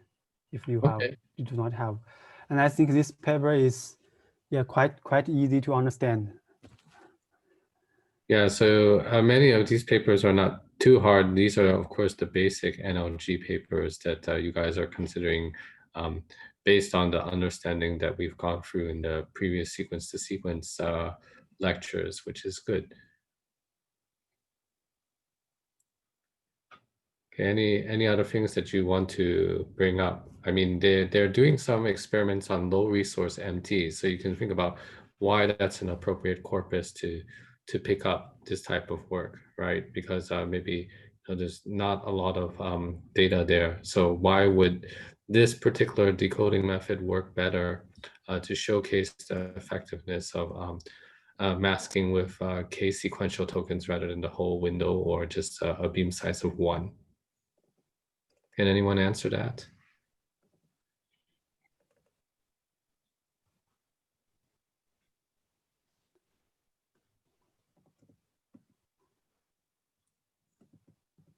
Okay, it's really helpful if we can have at least a short discussion, because we don't want this to devolve like just a set of presentations.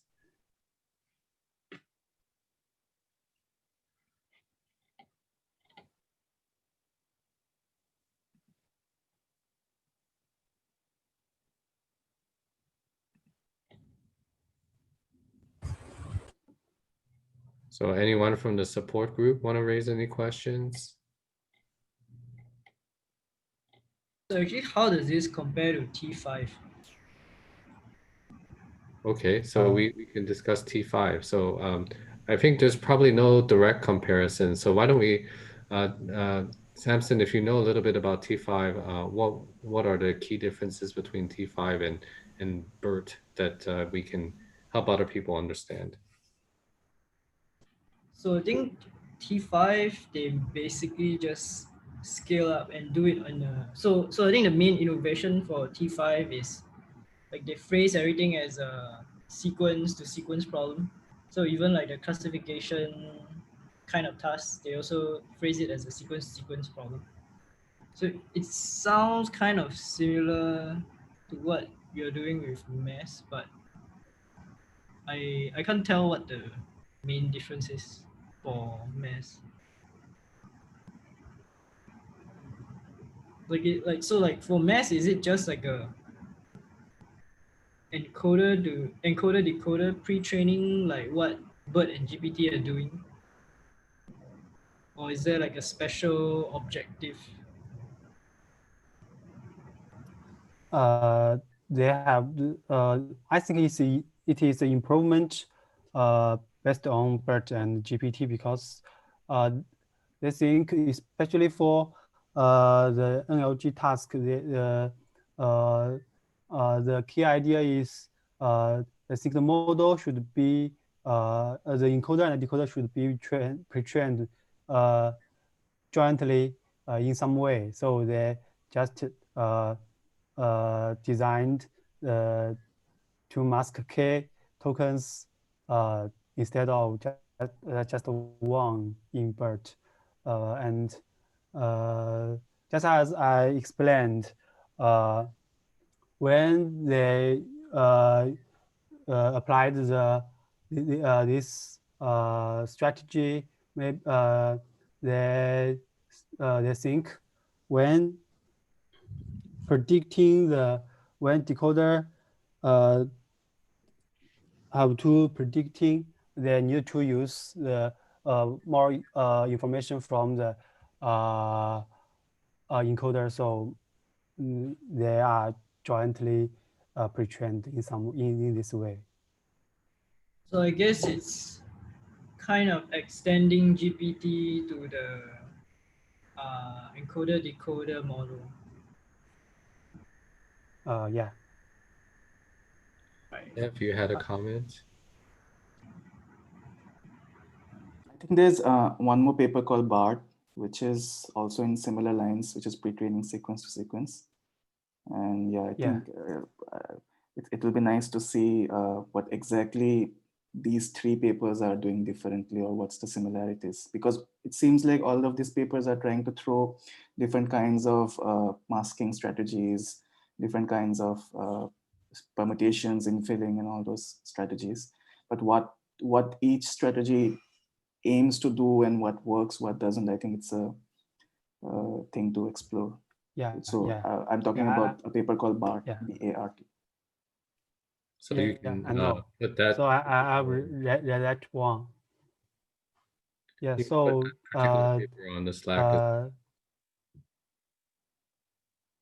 yeah, they are exploring. I think the similar questions is how to do the mask more effectively to improve the performance.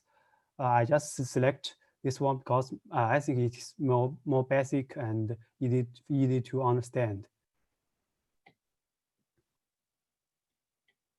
Okay, if there is no question.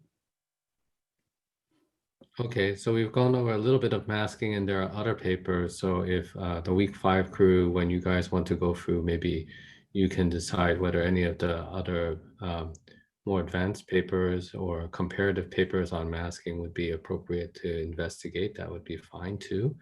And I'd also encourage you guys to think about the relationship to masking, to the decoding part that we just heard about from Jiaying's presentation. I mean, these two things are very much interlinked, right? You can't really do one without the other.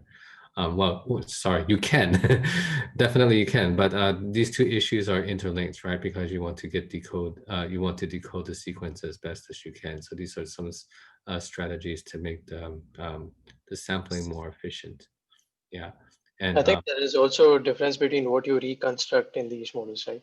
The sequence to sequence. Here you are just reconstructing the mask tokens, but some of the other sequence to sequence transformers kind of reconstruct the whole sentence. But yeah, I don't know what works or what's better. Mm-hmm. And I think when we are decoding, we always think that, you know, certain words are more probable than others within the sequence, right? There are certain parts of the sequence which are sort of like already predetermined, and then lexicalizing the rest of the sentences sort of depends on your personality or word choice or your whim, right? It doesn't matter exactly how you phrase a sentence, but the keywords need to be there. So we need to make sure that those things are appropriately decoded well. Rishi, you had a question?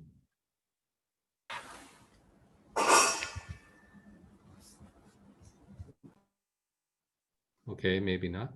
All right, so we're at 2:50. So we're gonna go on to the last paper.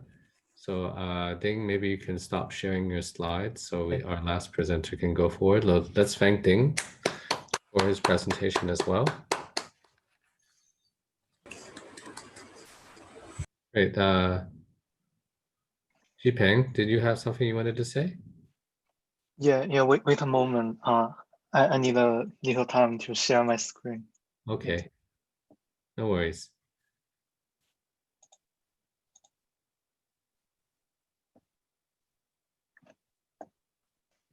Okay, so have you guys seen my screen? Yeah, we're all good. Yeah. So my sharing is about an NLG paper in this year's academia. Yeah, its name is plug and play language models. So let's begin with some background knowledge. So the first thing is about the language model. Yeah, this part has been covered by Jiaying in its sharing. So we can quickly go through this. So for a traditional language model, we model sequences autoregressively. So we need to generate a new word by making use of its history, like this formula says. So after doing this, we can continuously generate new words, and then we can construct a whole graph. Yeah, so here we can see an example. By giving a prefix, the potato, we can use the language model like GPT-2 to generate the whole paragraph. Yeah, here we are talking about only talking about the traditional language model, not considering the new language models like the blank language model or something others. Yeah, they are using something like non-autoregressive generation order. So that's a different thing. So and later is about our task, or in other things, our goal. So we want to do something like controlling text generation. So the first example is that we want to generate some text according to a certain sentiment, like for negative or positive paragraphs. And also maybe we can give some specific topics like science, politics, legal, and fantasy. Yeah, and also we can combine many of these factors together. Like we want the politics and positive text together. Yeah, here is our goal. And another thing is about the related work about this controlled generation or the conditional language NLG model.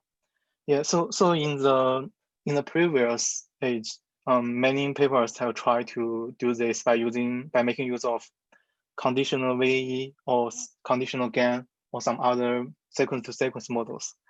But here, we are talking about the conditional NLG in the pre-trained language model era.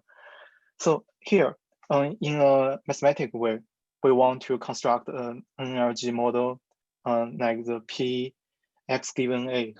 So here it means that given an attribute A, we want to generate the corresponding context X. So traditionally, we have three methods. The first thing is like the cherry pick.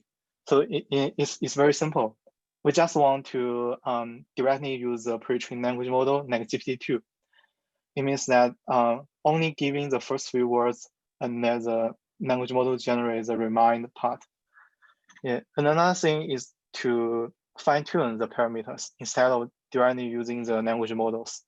So and also we can try to pre-train a new conditional language model. Yeah, with different pre-trained tasks. Yeah, but here they all have their disadvantages. For the cherry pick, they are very hard to control. You cannot expect the language model to generate a very specific text by only giving the first few words. And also for fine-tune, it's too expensive because every time you get a new domain or new topic, you will need to fine-tune the GPT-2. But we all know fine-tune GPT-2 will need a large amount of computing resources. And for the conditional language model, maybe it's available for the large corpus, but for some labs in the university, maybe they limited in computing resources. Yeah, and they are also struggle to follow this kind of works. So in this paper, they proposed a new method, which is called the plug and play language model. We can see their comparisons in this table. So by comparing with all the other methods, we can see the biggest advantages of this method is that it can make only use of a very small amount of parameters to accomplish the task, like NLG. Yeah, for the first three methods, they will need another amount of parameters, and their generation weights are conditional or unconditional. Yeah, but for the PPLM or the plug and play language model, it can making use of neural discriminator, like the sentiment classifier or the back of words classifier. And by making use of all these classifiers or the attribute models, we can generate the corresponding results. So here, let's dive into the details of the model. So yeah, the first thing also we need to make sure our goal is to construct an NLG model. So the mathematical formula is like to construct Px given A. We can use the Bayes rule to rewrite this Px given A as the Px multiply the Px A given X. Yeah, I give a little improvement about this. And after decomposes this goal into two different goals, we need to accomplish these two goals. The first thing is to accomplish the P A given X. It means that we need to judge our generated context X to and make sure it contains the attribute A. This process is called the steering generation. Yeah, and also we need to ensuring the fluency, which means that we need to take care of the PX. Yes, this has very important meanings in the generation, because by adjusting the model to generate an attribute oriented text, maybe it will harm its fluency. Yeah. So here is a very interesting picture about how this PPLM works. It's coming from the Uber AI's blog post. We can see that we need a mouse to control giant mammals by making use of the gradients. Yeah, so this is very interesting. Yeah, so here we can get the details about how to train this model. Yeah, so basically we have three steps, and all these things is talking about how to change the hidden vectors. So here, the first thing I want to stress is that we just change the hidden vectors given by GPT-2 and not fine-tune the GPT-2, which means that we only change the hidden vectors. Yeah. So the first thing is the same as language models do. We are given the prefix like the chicken tastes. We need to generate the new words like okay or delicious. But in the first step, by making use of the original GPT-2, we may generate a word okay. So here we actually accomplish the step one, the forward pass, and then get the original distribution. And then next, in step two, we will make use of the attribute model. Yeah, that's the P attribute given X. So by making use of the attribute model, we will get a reward or the gradient to tune the hidden vectors. Yeah, and here we see this process as a backward pass, and we will recompute with updated hidden vectors. Yeah, and get the new hidden vectors for this language model. And last, by making use of the updated hidden vectors, we will be able to recompute the words we need here at this time step. So maybe we will update the word into the initials. So the whole context will corresponding to our goals. It may contain some kind of the positive sentiment attribute. Here is a picture that describing this process very dynamically. Yeah, but for more details, we can see this more complex descriptions. Yeah, but I think as the time goes, I think I can skip this directly. For more details, you can directly refer to the papers. Yeah, I think by mastering the previous picture is enough to get what the PPLM is doing. Yeah. So all the previous thing about model is the steering generation. It's all about how to make sure the part of P A given X. And later we need to consider about the fluency, or in mathematics we need to consider the PX. So here need only from this paper they give two ways to confirm this part. The first thing is that they try to compute the KL divergence between the generated results from our PPLM and the previous GPT-2 model. So by using this way, we can make sure that the generated text is in grammarly or syntax correct with the natural language. And also they make use of post-norm geometric mean fusion, which means that by using the computed distribution to generate the new words, they will give some different tricks. Yeah, this trick is coming from the neural machine translation for about 2028. Yeah.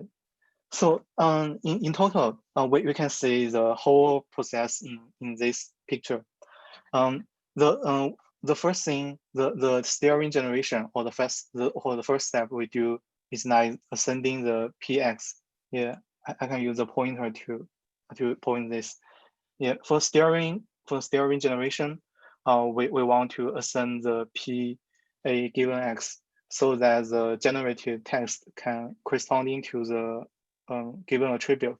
Yeah, and by seeing this picture, we can see that by going to the left or right, we can decide whether this context contains the specific attribute.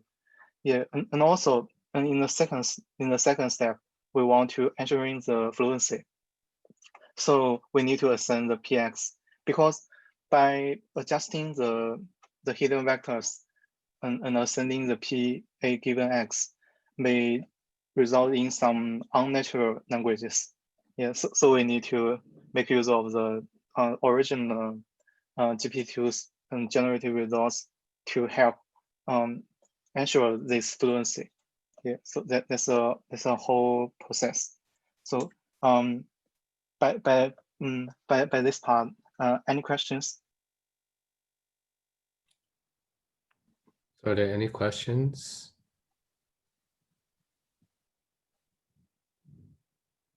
Is there a question on the chat? Yeah, Gao Shuang, maybe you want to unmute and mention? Yeah, so the Gao Shuang's question is about, he's curious about what is the X in P A given X. Yeah. Also, and also he's curious about is it the input of X XT device 1 before the predict. Yeah. The X is a generated text in this time step. Yeah, I think that's it.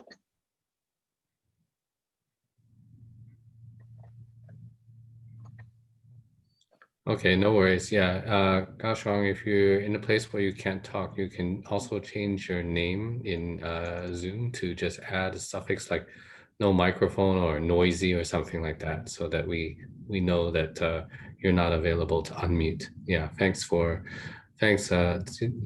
for answering the question. So it is basically the text that has already been generated up to this point. Yeah. So let's get along with the remind part. Yeah. So I will try to make it faster. Yeah. So so here the next part is about the experiment. Yeah. At first, we need to make sure what the attribute model is and all the baseline is. So for the attribute model, we can use the back-and-forth.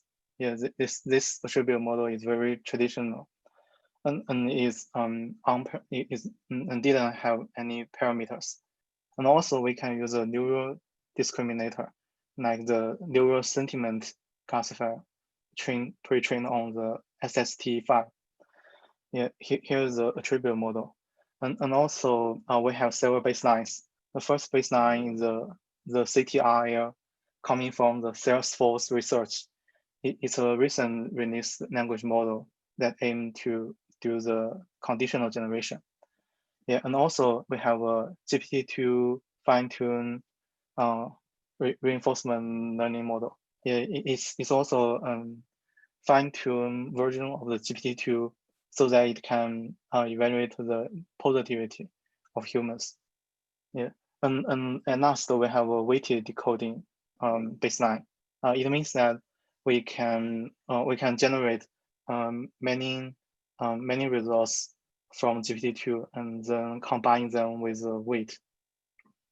Yeah, so here a part we need to give attention is that even though the models part is very interesting, but I think for the NLG problem, we need to take care of the evaluation, because still the existing evaluation matrix in NLG is lacking confidence, which means that they cannot reflect the whole situation and the quality of the generation.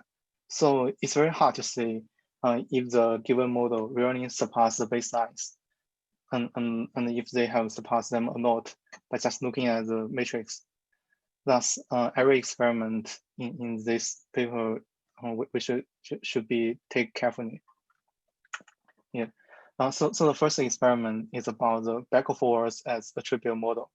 So here we have some very basic baselines. It's coming from this baseline model PPLM. Is the first is the B means the unchanged GPT-2 language model, and it only generates one text at a time. Yeah, which means that we only sample once from GPT-2. And also for the BR, it means that it will sample R times and choose the best one. And for the BC, it means the baseline computing, and which means that this model will use the PPLM's gradient method to change the hidden vectors, and it also is simple once. And for the last one, the BCR, this is the whole part of the whole version of this PPLM. It's not only update the latent vector, but also sample R times and choose the best one. So here, from the table, we can see clearly, yes, the PPLM or the BCR achieves the best results. But for the different parts, it has different boosting performance. Yeah. But in my opinion, this matrix may not fully reflect the situation. So we can see more things in the given examples. Yeah. So here is the back-and-forth as attribute models examples. Here we can see there are several topics here, like the monetary, space, science, politics, and computers. Yeah. So all the prefix is the issue focused. We can see a very interesting phenomenon here, because by giving the different attributes, the generative text can be changed very differently. Maybe it didn't have, maybe it had no connection with the original version at all. Yeah, so I think although we can see the attribute model can make the language model generate the a very attribute oriented text, but it's hard to say it can control it very good. Yeah. Here is the back and forth of the attribute model. Also, we have a neural sentiment classifier as a attribute model. Yeah. Also, we can see obviously the BCR model achieves the best results. Yeah. But also we can see there are given examples. Yeah. But we can say that by using this parameter model as an attribute model, we can get more reasonable results than the back of words, which means that we can see many sentiment words here instead of just changing the whole things here. And also for the PPLM, it has some extension applications that has been discussed in the paper. The first is about the language detoxification.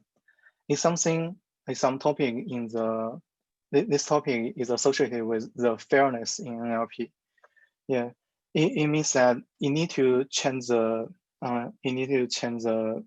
pre-trained model to generate the less racist comments or texts. Yeah, and also they explore something about the controlled story writing. Yeah, this part means that by giving several skeleton words in the context, the PPLM needs to accomplish the whole context, and we can see some different things here. So the first is about the language detoxification. Here we can see, in my opinion, is the most reliable experiment in this paper, because the evaluation is very direct and easy to understand. Here we can see for this work, they will give many adversarial triggers from the racist comments, and then they need to generate the following part by making use of the GPT-2 or the PPLM.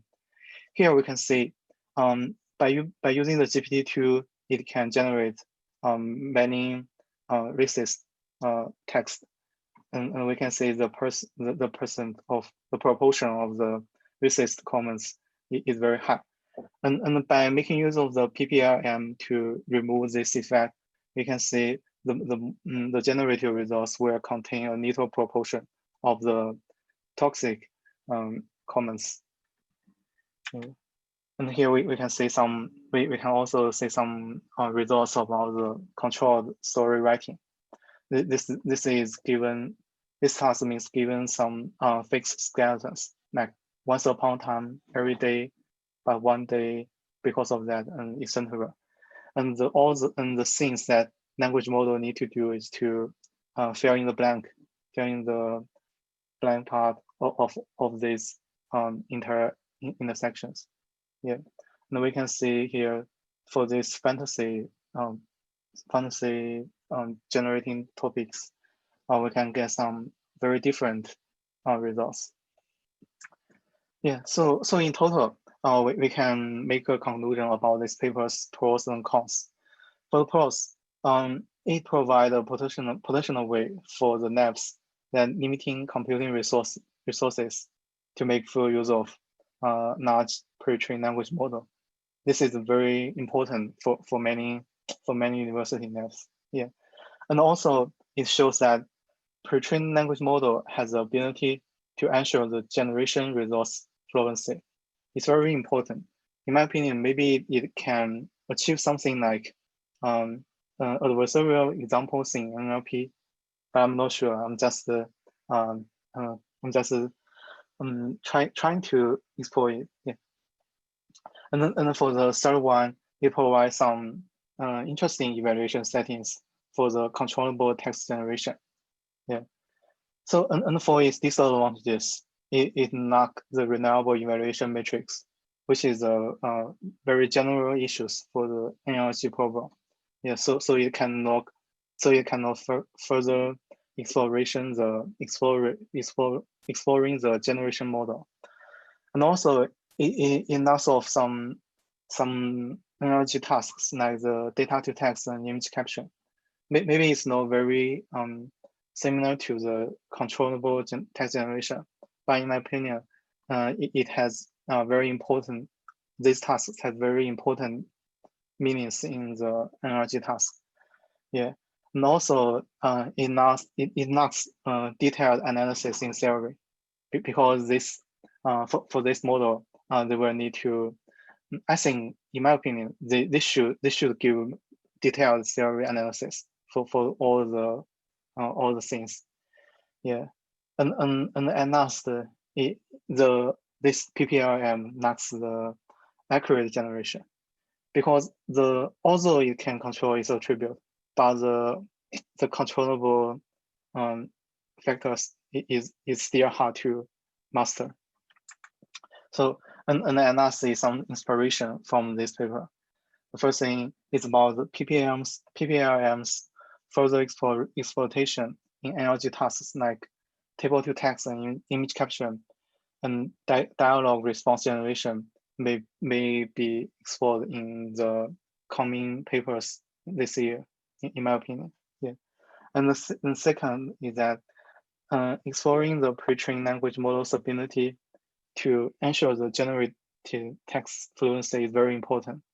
I think this can have a very nice improvement to do for this part.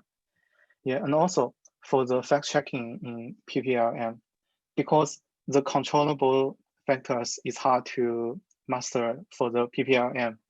So I'm wondering that if the fact checking can be used as some kind of new controllable things to guarantee the whole content is all very flexible, so that the generation results can be more controllable. Yeah. And then last, I think maybe the non-monotonic or the non-autoregressive language model may help the controlled story writing better, because I've seen some results in some non-monotonic language model like Kermit. They can accomplish something like fill in blank tasks very perfectly. Yeah. So that's all. Here is all the things I want to share. So I'm wondering if you guys have some further questions about this. Okay, first let's thank Jipeng for the presentation. Well done.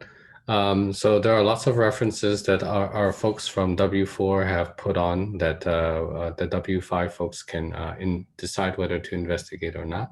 Do you guys have any quick questions for Jipeng? Because I know we're over time quite a bit.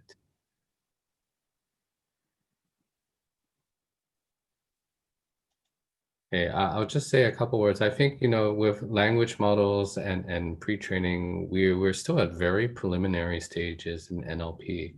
The architectures aren't very principled, as Jipeng pointed out, and there's a lot of hackish things going on that are easy to understand that make a big change in the output. So there's still quite a lot of work to do in NLP. So you guys are arriving at the right time to make an impact. So you just need to think quite strategically and deeply about the problem, and don't just look at surface level simple things that people have done to hack around the problem, right? Because right now the way we train language models and fine tune them is sort of ugly. It's not elegant at all. It's really, really gross. It's just that the fact that you've got a ton of data allows it to work pretty okay.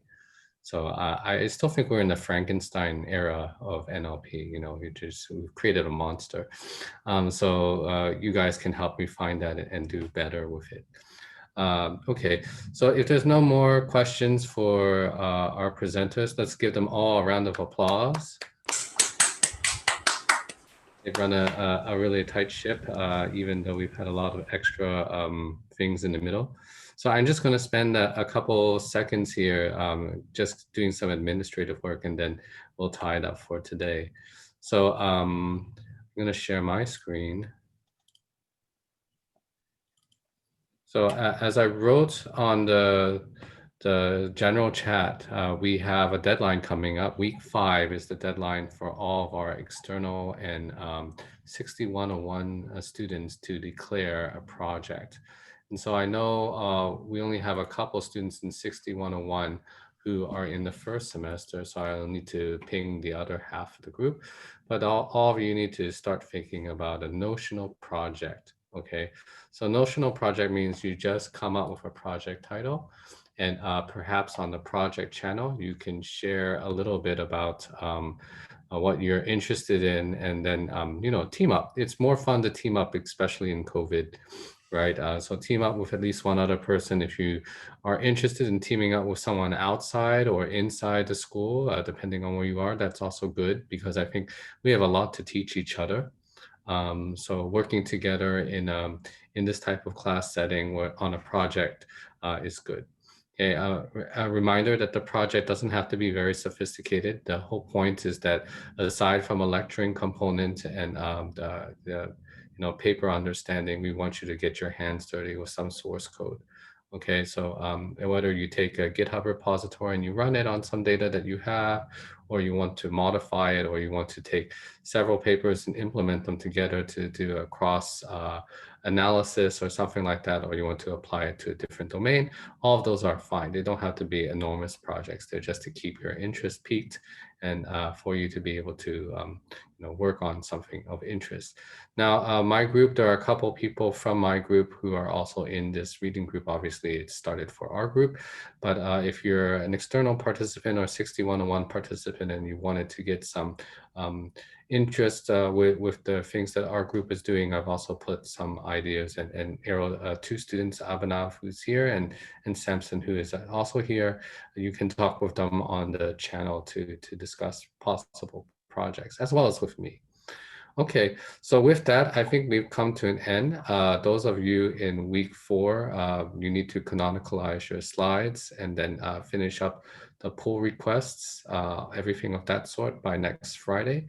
So I think week 3 and week 2 are completely done at this point. So thanks, Cheng Lei, for doing the pull request. Okay, so with that, we'll break here, and then week 5 will be next week, same time, and I will see you all. Take care.